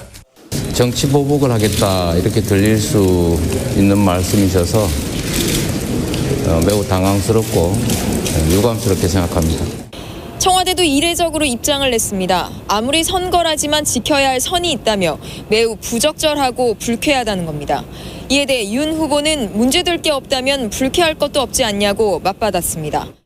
네, 자 문제 발단은 이제 기자의 질문인데 집권하게 된다면 문재인 정권 적폐청산 수사를 할 겁니까? 여기에 대해서 이제 윤석열 후보가 당연히 한다. 이 정권이 검찰 이용해서 지은 죄가 많다. 상응하는 책임을 져야 한다. 해야죠, 해야죠, 돼야죠. 이렇게 답변했다는 거예요. 자, 현 대변인님 어떤 문제가 있습니까? 일단 사실은 어제 이 주제 정할 때는 청와대 입장 나오기 전이었는데요. 네, 맞아요. 청와대에서 입장이 이제 나왔죠. 한마디로 얘기하면 사과를 요구한 건데 아직 이제 구체적인 사과는 없는 것 같은데요. 그러니까 저는 개인적으로는 이제 검찰총장 인사청문회 이런 걸 봐도 예를 들어서 어떤 수사를 할 거냐 말 거냐 얘기 나왔을 때 대부분 원론적으로 얘기합니다. 법과 원칙에 따르겠습니다. 특정 어떤 정부를 지칭하거나 아니면 이렇게 얘기해서 수사한다 만다 얘기는 안 하거든요. 근데 이분이 이제 대선 후보로 나오신 분이잖아요. 그러니까 시스템상 나는 관여 안 한다라고 하지만 사실 이렇게 얘기하면 지금 현재라든지 본인이 이제 검찰에 너무나 오랫동안 있었고 검찰총장이기 때문에 검찰이 어떻게 받아들일까 다 알죠. 한마디로 얘기하면 수사하라고 지시하는 거랑 마찬가지거든요. 근데 굉장히 위험한 발언이다. 왜냐하면 사실은 본인이 서울중앙지검장 아니면 검찰총장 하면서 이 문재인 정부에서 검찰에서 핵심적인 위치에 있던 사람이거든요. 그런 사람이 검찰을 이용해서 지은 죄가 많다. 그럼 본인도 거기에 가담을 했다는 거예요. 자기가 수사할 때는 문제가 없었고 자기가 수사하려는 거 못하게 막으니까 그게 범죄라는 식으로 얘기하는 것 같은데 그러면 제가 보기에 이 수사를 하겠다는 게 사적인 약간 보복 감정이 들어간 게 아니냐. 개인적으로 내가 검찰총장이 있을 때 예를 들어서 내가 예를 들어 법무부 장관한테 탄압을 받거나 아니면 뭔가 수사를 못했으니까 그거에 대해서 복수하겠다. 이렇게 들리거든요. 그러니까 정치하는 목적 자체가 본인이 어떤 사적인 감정이 들어간 게 아닌가 이렇게 좀 보여서 굉장히 위험한 발언을 보고 그런 있습니다. 부분이 좀 우려가 된다. 주로 여권 인사들은 이제 비슷한 뉘앙스 얘기를 많이 했습니다. 그런데 어제 이 주제 주실 때는 없었던 메시지 오늘 청와대에서 직접 국민소통 수석이 발표를 했는데요. 문 대통령의 어떤 불쾌감 또 윤석열 후보에 대한 사과 요구 청와대가 이렇게 강하게 나오는 이유는 뭐라고 보세요? 일단 특정을 했잖아요. 수사를 하겠다. 왜냐하면 대선 후보가 현 정부에 대해서 그렇죠. 그러니까 대선 후보가 수사를 해야 된다 이렇게 말하는 거를 저도 본 적이 없어요. 보통 정치인들은 통합, 화합, 정치 보복 없다 이렇게 얘기해도 그렇게 얘기를 해도 아마 검찰이나 이런 부분에서는 또 알아서 충성하기도 하고 그러면서 수사도 하는데 직접 대선 후보가 이렇게 딱 특정해서 수사할 거다 이래 버리면 당연히 제가 보기에는 검찰이나 이런 데서는 그걸 보고를 안 받고 관여를 안 한다 해서 되겠습니까? 본인이 아마 가장 잘 알 거예요. 그동안 검찰에 오랫동안 있었기 때문에 어떻게 움직일지. 자, 여권의 반론 또 청와대 이야기까지 이제 쭉 나눠봤으니까 장희찬 본부장님 윤석열 후보 사과합니까? 아니 대단히 원칙적인 이야기를 말한 겁니다. 네네. 우리 헌법에 보면 그 누구라도 죄를 저질렀을 때 수사받고 처벌을 받아야 되죠.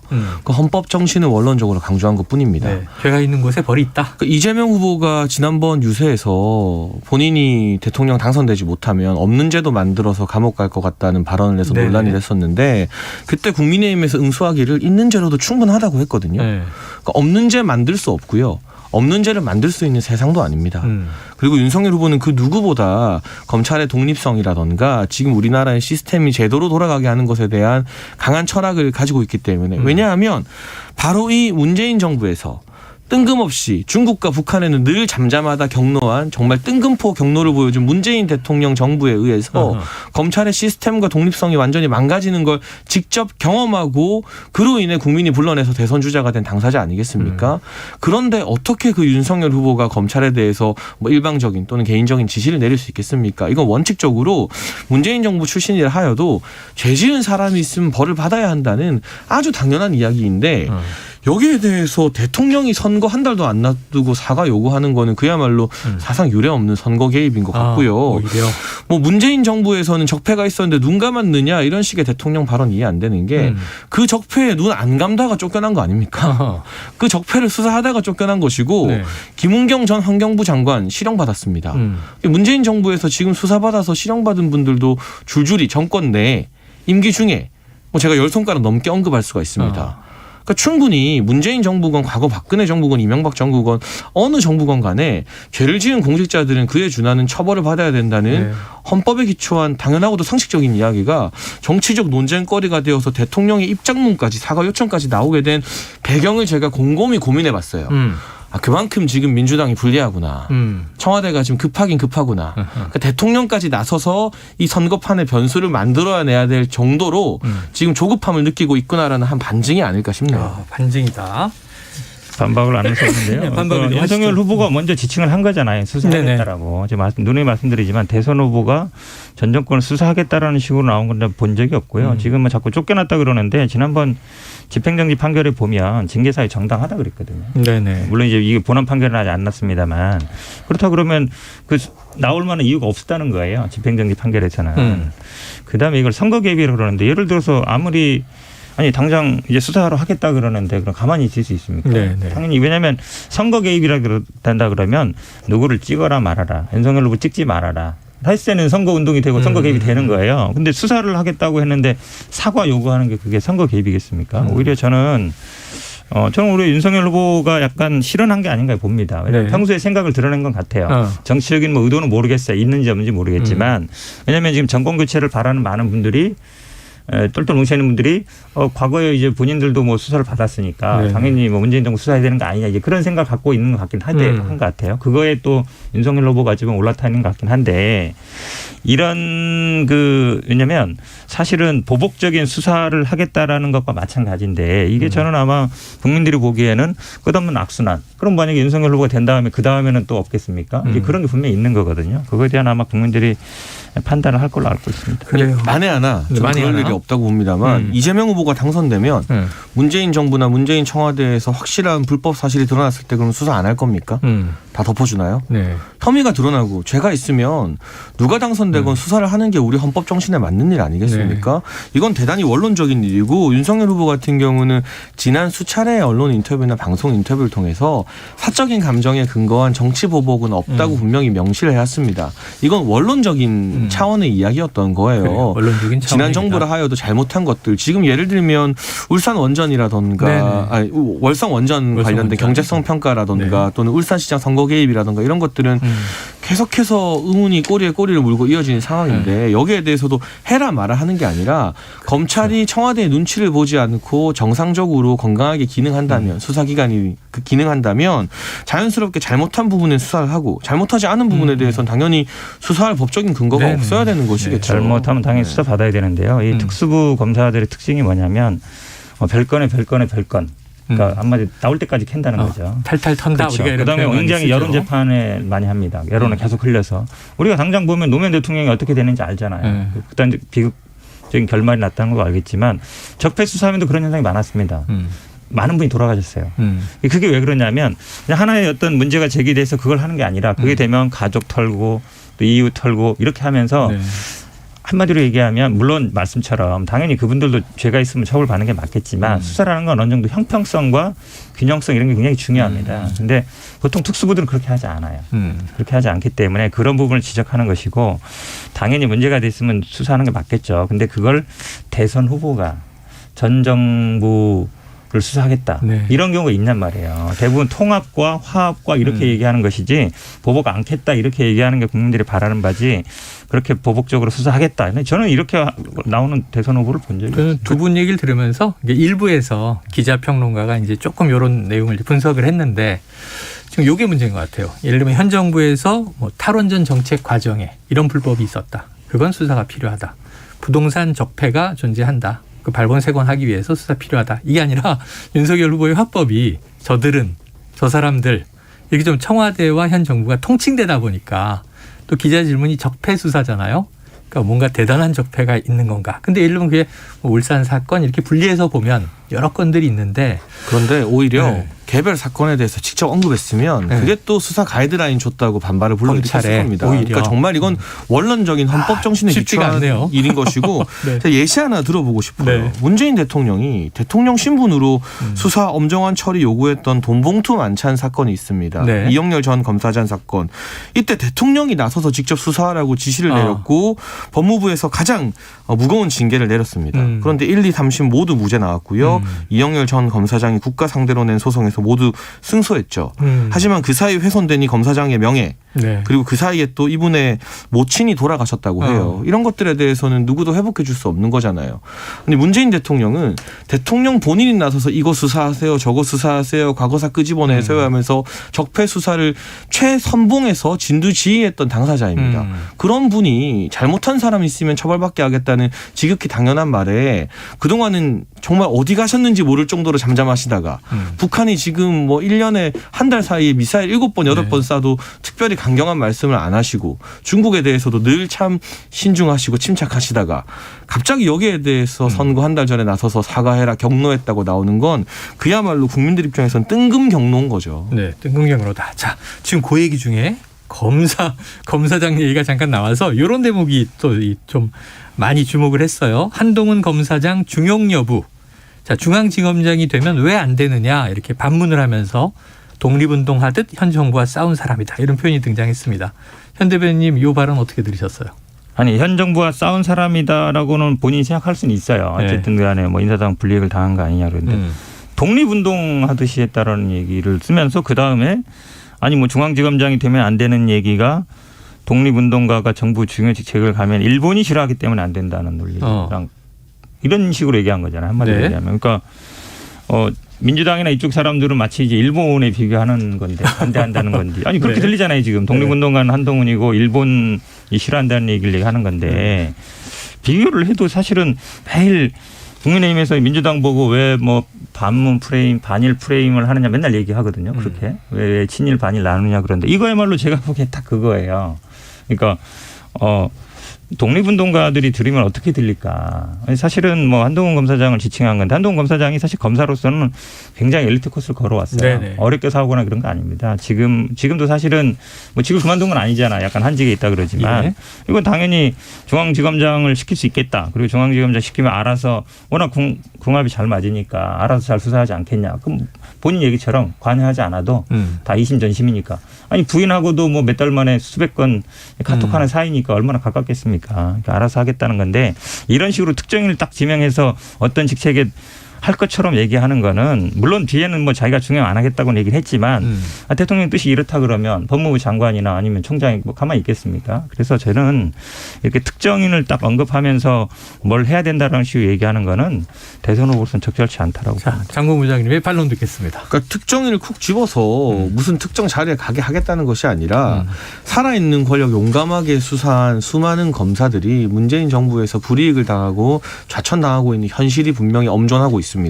그래서 검찰이 정치적으로 독립하게 된다면 시스템대로 제 기능 작동하게 된다면 이런 훌륭한 검사들이 요직에 가지 못할 이유가 무엇이냐는 역시나 대단히 원칙적인 이야기고요. 한동훈 검사장이 지금 수사 일선에서 배제되어서 좌천되어야 할 단 한 가지의 이유라도 저는 좀 들어보고 싶습니다. 기소를 당했나요? 뭘 당했나요? 그런데 소위 말하는 친여 성향의 추미애 사단 검사들은 기소를 당해도 형이 선고되기 직전까지 영전하고 차장 검사되고 승진하고 그런 말도 안 되는 일들이 공공연하게 일어났습니다. 이성윤 지금 서울고검장도 과거 마찬가지 사례였었고요. 네. 왜 한쪽은 기소당해도 영전하고 승진하는데 살아있는 권력 수사하는 검사들은 기소조차 당하지 않았는데 네? 기소조차 당하지 않았는데 일선 수사에서 전부 다 배제되고 법무부 장관으로부터 공공연하게 모욕을 당하고 좌천돼야 하는 겁니까? 비상식적인 일 아닙니까? 알겠습니다. 비정상의 정상화를 하겠다는 뜻입니다. 한동훈 검사 기수예요. 짧게 해주세요. 한동훈만 있는 게 아니에요. 많이 있죠. 근데 이 특정인만 되게 가까운 사이로 알려져 있잖아요. 그럼 대통령이 될 사람이 만약에 되거나 이런 분들이면 오히려 측근이랑 가까운 사람들은 멀리하겠다라는 게 보통입니다. 또는 뭐 이름을 그렇죠. 왜냐하면 만약에 중용할 걸로 예상되면요. 지금의 검찰에 있는 사람들이나 이런 사람이 다 일로 줄 섭니다. 그냥 가까운 거 뻔히 아니까. 사실은 중용 안 돼도 줄 서게 돼 있는데 이렇게 중앙지검 얘기가 나오고 이러면 사실은 오히려 더 문제죠. 그러니까 제가 보기에는 이 특정한 개인을 이렇게 지칭하는 게 제가 보기에는 되게 부적절한 것 같습니다. 그러니까 저는 검찰 관련해서는요. 신성식을 수원지검장에 박은정을 성남지청장에 앉혀서 이재명 후보와 관련된 수사란 수사를 또 김호수 총장까지 나서서 무마하는 민주당이 이 이야기를 꺼내는 건 정말 염치를 모르는 부끄러운 일이라고 생각합니다. 자, 이야기, 검찰 이야기 이거 하루로도 부족합니다.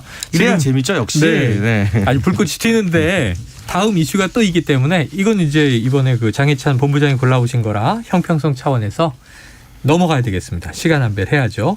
자, 과잉 의전 그리고 법인카드 사용 의혹이 불거진 이재명 후보 배우자죠. 김혜경 씨 12일 만에 어제 오후 5시 직접 사과를 내놨습니다. 관련 발언들을 듣고 오겠습니다. 법인카드 사적 유용 의혹과 의전 논란에 엿새 전부터 공개 일정을 중단한 민주당 이재명 후보 부인 김혜경 씨. 공과 사의 구분을 분명히 해야 했는데 제가 많이 부족했습니다. 국민 여러분들께 특히 제보자 당사자께 진심으로 사과드립니다. 선거 후에라도 제기된 의혹에 대해 성실하게 설명드리고 끝까지 책임을 질 것입니다. 수사와 감사를 이유로 김혜경 씨는 구체적 사실관계를 묻는 취재진 질문에 세세히 답변하지 않았습니다. 법인카드 유용 부분을 포함해서 인정하시는 사실관계가 어디까지인지 수사와 감사가 진행되고 있다고 들었습니다. 실체적인 진실이 밝혀질 때까지 최선을 다해서 협조를 하고 공분에 책임이 있다면 책임을 질 것입니다. 자세한 내용 하나하나를 해명하다 보면 사실 끝도 없다 이런 생각이 좀 들어서요. 그러나 회견 직후 제보자는 진정성이 느껴지지도 본질을 관통하지도 못한 회견이었다며 꼭 답해야 하는 질문에 답하지 않았다는 입장을 냈습니다. 네, 자, 딱 이렇게 공개 사과에 대한 보도가 어제 나왔고 많은 국민들이 직접 육성으로 들었죠. 자, 김혜경 씨의 어제 공개 사과를 장해찬 본부장이 키워드로 꼽으신 이유는요? 당연히 알맹이 빠진 사과다. 알맹이가 빠졌다. 일단은 피해자인 공익신고자가 부족한 사과, 본질이 없다라고 비판을 했고 아주 기본적인 사실관계. 그러니까 지금 민주당에서는 과거 김건희 대표의 사과를 언급하면서 그때도 사실관계는 말하지 않았다라고 주장하는데 그건 아니거든요. 국민의힘 선대위 차원에서 그 당시 보도자료를 통해 민주당과 언론이 제기한 거의 모든 이 의혹사항에 대해서 이건 이렇고 저건 저렇다라는 사실관계 자료를 첨부해서 기자들에게 공식 배포한 바가 있습니다. 그렇다면 김혜경 씨도 본인이 기자회견문에서 사과문 읽은 건 저렇다 치더라도요. 그 소곡이 사적 한우였는지 공적 한우였는지 그리고 이 현관문 앞에 걸어놓은 이 배 씨 같은 경우는 자기가 먹었다고 했잖아요. 입장문에서 분명히. 그거를 배 씨가 복용한 건지 김혜경 씨가 복용한 건지 이건 의료법 위반과 직결되는 문제이기 때문에 이게 그리고 뭐 10년 전이나 20년 전 일도 아닙니다. 불과 얼마 전까지 일어났던 자행되었던 일이기 때문에 그러면은 법인카드 어느 정도 썼던 것인지 초밥이나 이런 거 올리라고 하는 지시를 김혜경 씨가 배소연 씨에게 직접 내린 적이 있는지 메시지든 전화로든 그 부분에 대해서 하나도 해명이 나오지 않았고 가장 중요한 것은 과거 김건희 대표와 관련된 의혹이나 논란은 결혼하기 전에 10년, 20년 전의 일에 대해서도 물론 국민 눈높이에 맞지 않은 부분에 대해서 사과하고 해명했던 겁니다. 근데 김혜경 씨 의혹은 최근까지 그리고 남편이 이재명 후보가 성남시장과 경기도지사라는 권력자의 신분에서 그 공권력을 이용해서 일어난 일이기 때문에 궤가 완전히 다르고 해명도 많이 해야 되는데 어떠한 사실관계도 덧붙이지 않았거든요. 수사 감사 대상이란 이유로 비겁한 사과였다고 평가할 수밖에 없습니다. 네. 자, 현 대변인님 반론 있으세요? 이거 김건희 씨 사과랑 비교하니까 저도 뭐 비교 안 할 수가 없는데. 그때도 저도 보도자료 봤습니다. 네. 보도자료 봤는데 해명도 뭐 틀린 게 많았고요. 저희도 사실은 그때 많은 기자들이 질문을 하려고 그랬어요. 네네네. 질문을 안 받았죠. 예. 그러니까 그 보도자료는 제가 보기에는 아마 법률팀에서 만든 것 같고 예. 기자회견만 이렇게 읽고 그냥 갔고요.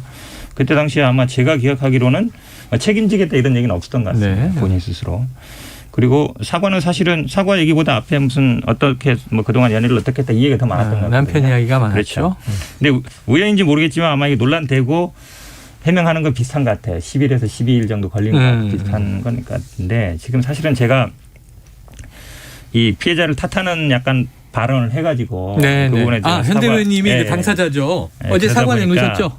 오늘 아침에. 오늘 아침에. 그리고 왜냐하면 이게 지금 이낙연 총괄선대위원장도 발언 자제 사과 얘기했고 아마 그 영향으로 제가 보기에는 아마 김혜경 여사도 사과한 것 같고요. 네. 저도 사실은 그 피해자 탓하는 발언 뭐 잘못됐다고 메신저 생각하고 공격이다 사과드리겠습니다. 이런 비판이 있었어요. 발언도 좀 자제를 하겠는데 근데 이제 어려운 부분이 이런 거예요. 이게 묻잖아요. 약을 누가 먹었냐, 뭐 한우 누가 먹었냐, 초밥 누가 먹었냐 뭐 이렇게 얘기하면 사실 이게 반박을 안 할 수가 없거든요. 해야 되잖아요. 그런 어려움이 있다는 걸 말씀드리고 그러니까 약 문제도 그렇죠. 약 문제도 한 달 후에 직접 가서 6개월치 받았거든요. 그때 이 제보자가 그때 뭐라 그랬냐면 진료 기록 안 남기려고 그랬다.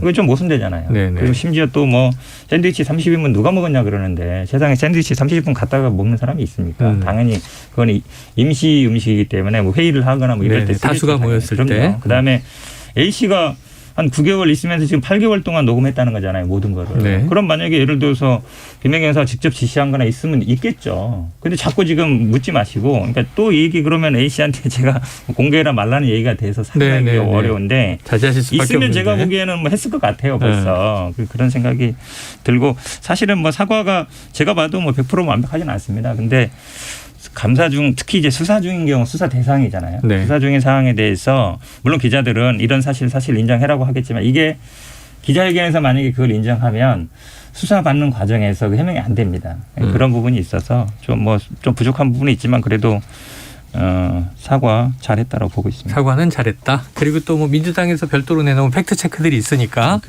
참조하기 바란다. 이런 정도로 이해는 됐습니다. 그런데 이제 본부장께서는 이미 이제 이것은 알맹이 빠진 사과다 하셨으니까 그럼 앞으로 좀 어떤 그 대응이 더 필요하다고 보세요? 일단 저희 차원에서는 뭐 저희가 김혜경 씨나 이재명 후보에게 이래라 저래라 하기보다는 김혜경 방지법을 오늘 발표했습니다. 그래요? 그 주요 골자가 이 공무원과 그 배우자 친인척이 사적으로 이 공적인 어떤 권한이나 공금 비용을 뭐 법인카드뿐만이 아니라 항공 마일리지 적립 포인트 등도 유용하지 못하게 법으로 명시하면서 관행 탓이라는 변명 못하게 하는 거. 그리고 지금 민주당에서는 꼬리 자르기 하거든요. 이게 5급 공무원 배 씨가 7급 공무원에게 지시하는 것이다. 그래서 부당한 지시를 한 당사자뿐만 아니라 이득을 본 이해 당사자까지 같이 처벌하게 하는 꼬리 자르기 방지. 그러니까 이제 어제 불찰을 다 사과한다고 했겠죠. 그 부분까지 포함하고 있고 또 지방정부, 광역자치단체에도 특별감찰관을 설치하자. 이게 사실 청와대에 임명되어야 하는 게 법에 명시되어 있는데 문재인 정부에서 5년 동안 특별감찰관 임명하지 않았어요. 그 부분까지 비판하면서 경기도나 서울에 시장이나 도지사가 임명한 측근 감사관이 아니라 시의회나 도의회에서 추천해서 의결한 특별감찰관이 있었다면 좀 막을 수 있지 않았겠나. 그러니까 제2의 이재명, 김혜경 갑질 부부 탄생을 막겠다는 의미로 김혜경 방지법을 발표했고요. 2월 안에 원내 지도부와 함께 발의할 예정이니까요. 180석까지는 여당에서 반대하지 말고 이 법안 발의되면 잘 통과시켜 주셨으면 좋겠습니다. 그래요. 이게 뭐 지금 특정 사안 때문에 발의되긴 했지만 결국은 이제 지자체장의 권한 남용을 방지하는 법안이다. 왜냐하면 과거에도 이제 이러한 그 공적인 권한을 사적으로 남용했다는 이른바 갑질 비판이 꽤 있었어요. 그렇죠. 물론 뭐 저도 이런 법이 뭐 나올 수 있다고 보는데요. 근데 이제 아시겠지만 어떻게 통과시켜 주십니까? 아니, 뭐 제가 권한이 있는 건 아니니까. 근데 이제 업무 추진비나 아니면 법인카드 사용 내역은 다 공개를 합니다. 공개를 하고 있거든요. 홈페이지에다 공개를 하고 있어서 그런 걸 보면 된다. 물론 만약에 그게 문제가 되면 지금처럼 이제 수사 단계로 넘어갈 수 있는 거죠. 근데 사실은 이게 선거 시기에 이게 만약에 예전에 뭐 나왔으면 이런 문제가 되는데 이게 어느 정도 지금 문제가 계속 되는 부분이 공관이라는 자리예요. 공관이라는 데는 업무도 보지만 거기서 이제 숙식도 합니다. 그러니까 개인과 어쨌든 업무가 좀 섞이는 부분이에요. 네네네. 근데 공관 업무가 또 지금 코로나 국면에 확진자가 나오고 이랬었거든요. 그럼 이제 개인 집으로 가는 경우도 있는 거예요. 그러니까 그런 상황이 있다. 특히 공관에서 어떤 일을 마치 개인 집에서 뭐 수발을 든 것처럼 하는 건 좀 오바다. 왜냐하면 공관이 있는 데들은 당연히 거기도 갑질하면 안 됩니다. 예전에 군내 있던 것처럼 그렇죠. 그런 건 안 되지만 기본적인 업무는 있습니다. 거기서. 기본적인 업무는 해야 되는 거거든요. 시설 관리도 그렇죠. 해야 되고 회의 같은 게 있을 수도 있고. 그러니까 예를 들어서 뭐 화장품 어떻겠다. 당연히 욕실에 화장품 있어야죠. 없으면 되겠습니까? 이제 그런 건 너무 좀 오버하지 마시라라고 말씀드리고 싶습니다. 그러나 배소연 씨의 업무는 성남시청 당시에서는 외국인 의전 담당이었고 경기도청에서는 국회 대관 담당이었습니다. 공간 관리 업무가 아니었고요. 업무가 명시돼 있었다. 많은 메시지에 순회로 가라. 이재명 후보의 자택에 명시되어 있다는 점도 밝힙니다. 예. 자, 알겠습니다. 여기까지 오늘 각설하고 시즌2 두 개 이슈만 가지고도 이렇게 불꽃이 튑니다. 시간이 모자랄 정도인데요. 요거 안 해요, 요거? 나 이거 인사명령 얘기 좀 잠깐 해명하려고 그랬어요. 그러면은 딱 30초 내로 해주세요. 뭐냐면 현 대변인님이 관련된 게 이재명 후보의 장남 인사명령서 논란. 이게 아마 방송에서 얘기한 게 문제가 될 텐데 이제 인사명령 제가 공군 출신이니까 예전에 이제 추미애 아들 얘기. 그러니까 인사명령 없으면 탈영이다 이랬는데 왜 그러냐면 이 얘기를 한 게 이제 인사명령 없으니까 문제가 되는 거잖아요. 그러니까 탈영 아니냐 그러는데 아시겠지만 군대 가본 분들은 나갈 때는 무슨 근거 서류가 있어야 됩니다. 있어야 돼요. 없으면 못 나가요. 그렇죠. 그다음에 사병들은 매일 점호를 해요. 맞습니다. 점호를 하는데 만약에 없잖아요. 그럼 사유를 반드시 기재하게 돼 있어요. 보고하게 돼 있고. 당직사관들이 확인을 하죠. 저도 뭐 당직 써봤으니까. 그러면 사실은 이 인사명령이 모르겠어요. 왜 없는지 모르겠지만 탈영은 그 당시에 문제가 됩니다. 그 당시. 예를 들어서 명령도 없고 내용반에 없어요. 게이트를 통해서 나간 게 아니고. 그럼요. 그런 취지로 얘기한 거다. 모르지만. 그런 취지로 얘기한 거기 때문에 이걸 제가 보기에 제가 말실수했다 이렇게 생각하지 않습니다. 쟁점이 많습니다. 두 분 여기까지 정리하죠. 고맙습니다. 감사합니다. Splish splash, I was taking a bath. Long about a Saturday night. Yeah. 점심 먹고 유쾌한 시사 디저트 한 입. 최영일의 시사본부. 네, 시사본부 매일 이 시간 청취자분들께 드리는 깜짝 간식 선물이 대기하고 있습니다. 오늘도 물론 준비되어 있죠. 붕어 모양 아이스크림. 저는 이걸 식사 대용으로도 먹는데 배가 든든해요. 디저트 느낌도 있지만. 자, 코너 들으시면서 문자로 의견 주시는 청취자분들에게 쏘겠습니다. 짧은 문자 50원, 긴 문자 100원 드는 샵 9730으로 의견 많이 보내주세요. 자, 경제본부 본격 시작하겠습니다. 시간이 많이 줄었습니다. 경제 스토리텔링 분야의 금메달리스트 KBS 보도본부의 서영민 기자 나오셨습니다. 어서 오세요. 안녕하세요. 멋있어. 자, 오늘 경제본부 주제. 마침 또 이게 베이징 동계올림픽 얘기를 하고요. 네. 왜요? 우리는 사실 쇼트트랙 때문에 좀 화가 났었다가 어젯밤에 좀 해소가 됐어요. 좀 풀렸습니다. 앞으로도 계속 풀어주길 바라는데. 정말. 네. 세계적으로 봐도 베이징 올림픽 이번 별로 분위기가 뜨지 않습니다. 실제로 그렇고요. 아마도 80년대 모스크바 올림픽, 로스앤젤레스 84년 올림픽. 서방이 안 가고 동구권이 안 가고. 네, 그런 종류까지는 아니지만 여튼 그런 맥락에서 읽힐 가능성이 더 높은 올림픽이 됐습니다. 비슷해요. 네. 자, 그래서 이제 스포츠 자체보다 최근에 미중 간 대결 구도, 이게 심지어 신냉전 구도가 됐다. 또 경제적 전환점 이런 게 좀 영향을 주는 것 같은데. 네네. 자, 지난 2008년 때와 좀 다르긴 많이 다른 것 같아요. 네, 동계하계 둘 다 한 데가 베이징뿐이랍니다. 지금까지는 한 번도 없었대요. 놀랐어요. 네네. 사실 베이징이 눈이 안 오는 도시인가 봐요. 지금 대부분의 스키장 등에 인공눈입니다. 거의 100%. 그렇군요. 네. 근데 축하할 만한 대회인데 개회식부터 보면 2008년하고는 확연히 다릅니다. 2008년엔 거의 인해 전술 비슷하게. 몇만 명 나왔다고 그러던데요. 사람도 엄청 많고 마지막에 그 성화 점화할 때 와이어 탄 사람이 날라서. 이게 중국식 화려함의 절정이다. 매트릭스의 한 장면 같은. 네. 그랬었는데 지금 이번에는 개막식 눈꽃 모양 장식에 살짝 이렇게 꽂는 걸로 상당히 검소하게. 금액도 보니까 2008년에 400억 달러 수준으로 추산이 됐는데 이번엔 공식적으로 19억 달러. 많이 줄었네요. 20분의 1입니다. 네네.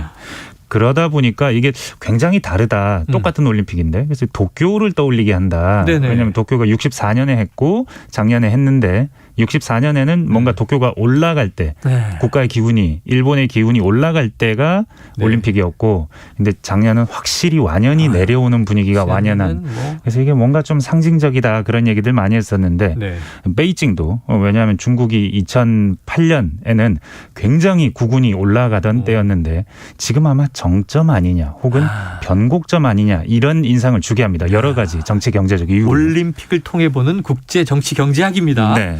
도쿄는 이제 하계 올림픽만 2번을 했던 거고요. 네. 지금 이제 베이징은 최초로 하계 동계를 하는데 네. 자, 아까 도쿄 올림픽도 그렇고 이번 그 베이징 동계 올림픽도 그렇고 좀 코로나 영향이 크게 있긴 있겠습니다만 이 자연재난보다는 미중의 경쟁과 갈등, 경제 전쟁 이 영향이 더 커 보이는데요. 손님 명단 보면 딱 압니다. 개막식 손님 명단. 2008년에 100명이었대고요. 이번에 20명이랍니다. 아이고야. 정상급이. 세계 정상급. 네. 사실 2008년에는 부시 대통령이 왔었어요. 미국 대통령은 잘 안 가는데 이런데 왔었고 미국 대통령이 당시에 아버지 부시 대통령 전 대통령까지 왔었고 뭐 영국, 호주, 캐나다 뭐 다 갖고 우리나라 이명박 대통령도 갔었고요.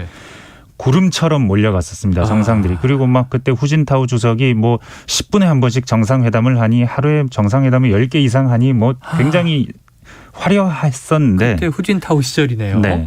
이번에는 러시아 푸틴 대통령밖에 안 보입니다. 정상은 푸틴 대통령만 보였다. 14년 만에 어떻게 이렇게 바뀌나. 네. 자, 그런데 보면 2008년에 비해서 지금 2022년 지금 중국의 경제력은 더 커지지 않았습니까? 맞습니다. 중국 하면 원래 G2 같잖아요. 네. 근데 14년 전만 거슬러 올라가도 미국이 25%밖에 안 되는 나라입니다. GDP 기준으로. 미국의 4분의 1. 네, 4분의 1밖에 안 되던 나라였고 2등도 아니고 3등이었어요. 인구는 훨씬 많은데. 네, 일본이 2등이었고요. 그랬는데 이게 14년 만에 바뀌었네요. 중국의 경제가 5배가 됩니다. 14년 만에. 네. 사실 그 경제 성장 얘기할 때 GDP 성장률 8%를 중요하게 생각하거든요. 8%씩 10년 성장하면 경제가 2배가 된다. 대충 그래서 8% 개도국들은 그걸 중요하게 생각하는데 중국은 그거보다 더 성장한 겁니다. 14년 만에 5배라뇨. 5배. G2 이제는 미국의 77%. 세계 경제에서 차지하는 비중도 6%에서 18%로 올랐어요. 이제 한 10년 안에 미국을 제친다. 그렇죠. 일단 한번 제친다라는 것까지는 뭐 많은 사람들이 추측을 할 정도로 커졌는데 그런데도 불구하고 이렇게 냉대를 받고 있는 겁니다. 자, 이 미국이 견제할 만해요. 너무 급성장하고 있어요. 네네. 이 무시하기엔 너무 커버린 중국인데 왜 이 뭐 미국을 비롯해서 여러 나라들이 이렇게 멀리하려고 하는 제스처가 자꾸 나올까요? 일단 오미크론 때문일 거고요. 그런데 그건 뭐 일단 제쳐놓고 그 외에 미국이 외교적 보이콧을 했죠. 그렇죠. 그래서 정상들이 참석을 안 합니다. 근데 재밌는 건 기업들도 광고를 안 해요. 올림픽 스폰서 되려면 공식 스폰서 되려면 돈을 엄청 내야 되거든요. 그렇죠. 코카콜라 유명하죠. 삼성전자도. 이 회사들이 광고를 안 합니다. 트위터에 올림픽 한 줄 안 올립니다. 이게 보이콧을 당할까 봐. 인권 문제도 하나의 핵심 화두인데 신장 아니면 홍콩 이런 문제 때문에 기업들이 혹시 보이콧을 당할까 봐 경험이 있거든요. 전 세계적으로. 그래서 조용히 넘어가기만을 바라고 있는 상황입니다. 우리 삼성전자도 조용하고요. 그러네요. 스폰서 경쟁. 이번엔 좀 너무 차분하다 싶긴 했는데 그런 배경이 인권 문제도 있고 말씀하신 신장 위구르, 홍콩 또 대만 양안 문제도 있습니다. 자, 이게 잔치를 치르는 개최국, 주최국인 중국 입장에선 참 난감할 것 같아요. 저도 난감하겠다 생각했는데 꼭 그렇지 않은 것 같아요. 그래요? 얼마 전에 네덜란드 공영방송사 생방송 중에 쫓겨나는 장면 보시지 않으셨습니까? 저는 이 보도로 봤어요. 네, 그 화면을 보면 굉장히 황당하거든요. 생방송하고 있는데 계속 밀어내요. 그냥 행사장 진행용 같으신 분이. 그런 걸 보면 이게 난감하다기보다는 이제 우린 더 이상 눈치 안 볼래. 이런 게 오히려 더 많이 느껴집니다. 우리 길을 간다. 네, 이걸 외신들은 어떻게 표현하냐면 영국 파이낸셜 타임즈지는 14년 전과는 전혀 다른 올림픽이다. 이게 지금 서구식 국제 질서와 격리된 중국을 상징한다. 미국의 월스트리트 저널은요. 중국의 메시지가 있다 여기에. 14년 전에 우리가 아니다. 그러니 세계가 우리한테 익숙해져라. 이게 지금 중국이 이번 올림픽을 통해서 던지는 메시지다라고 전했습니다. 아니 그러니까 베이징 올림픽 때는 여러 나라에 좋은 인상을 주려고 애썼던 느낌이 있었거든요. 네네. 근데 이번에는 아까 좀 뭐 네덜란드 기자단 밀려나는 것뿐 아니라 편파 판정을 봐도 경제 규모가 엄청 크거든요. 너무 노골적으로 이렇게 해서 이 외국들을 자꾸 적으로 돌리지 하는 걱정도 드는데 중국 입장을 생각해서도. 근데 이제 세계가 우리에게 맞춰라 얘기를 하시니까 느낌이 파고 옵니다. 근데 이 중국의 미래가 밝지만은 않다면서요. 아까 이게 절정 아니냐 혹은 변곡점 아니냐 이런 종류의 상징이 될 수 있다고 말씀드렸는데 그런 게 이번 올림픽은 중국 중앙정부가 안 도와줍니다. 재정적으로. 그래서 베이징시와 주변시들이 빚을 내서 치릅니다. 근데 지금 중국의 가장 큰 문제가 부실 기업과 지방 정부들의 부채 문제입니다. 맞아요. 빚이 너무 많다는 거. 근데 지금 제로 코로나도 하고 있잖아요. 이 제로 코로나가 내수에 심각한 타격을 주고 있습니다. 그렇죠. 이해할 수 없는 정책인데 1,000만 명 도시 봉쇄 막 이러니까. 네네. 그렇기 때문에 지금 중국 경제가 급격히 꺾이고 있는데 4분기에는 4%밖에 성장을 못했어요. 이게 중국 기준으로는 굉장히 낮은 겁니다. 올해 전망도 안 좋고 게다가 출산율도 저번에도 한번 설명드렸을 텐데 우리나라 다음으로 낮은 편에 속하고 떨어지는 속도는 오히려 우리보다 더 빠르다. 4, 5년만 지나면 우리보다 더 빨라질지도 모른다. 근데 미국은 압박하고 그래서 아마도 이번 올림픽은 굉장히 의미심장하다. 정점이냐 변곡점이냐 올림픽 이후를 또 지켜봐야겠습니다. 오늘 경제본부 서영민 기자와 여기까지 하죠. 고맙습니다. 감사합니다. 자, 이 붕어 모양 아이스크림 받으실 분 8133-8758 4921 6638-7626 2048님입니다. 맛있게 드시고요. 오늘 준비한 시사본부 여기까지입니다. 저는 내일 12시 20분에 다시 돌아오겠습니다. 청취해 주신 여러분 고맙습니다.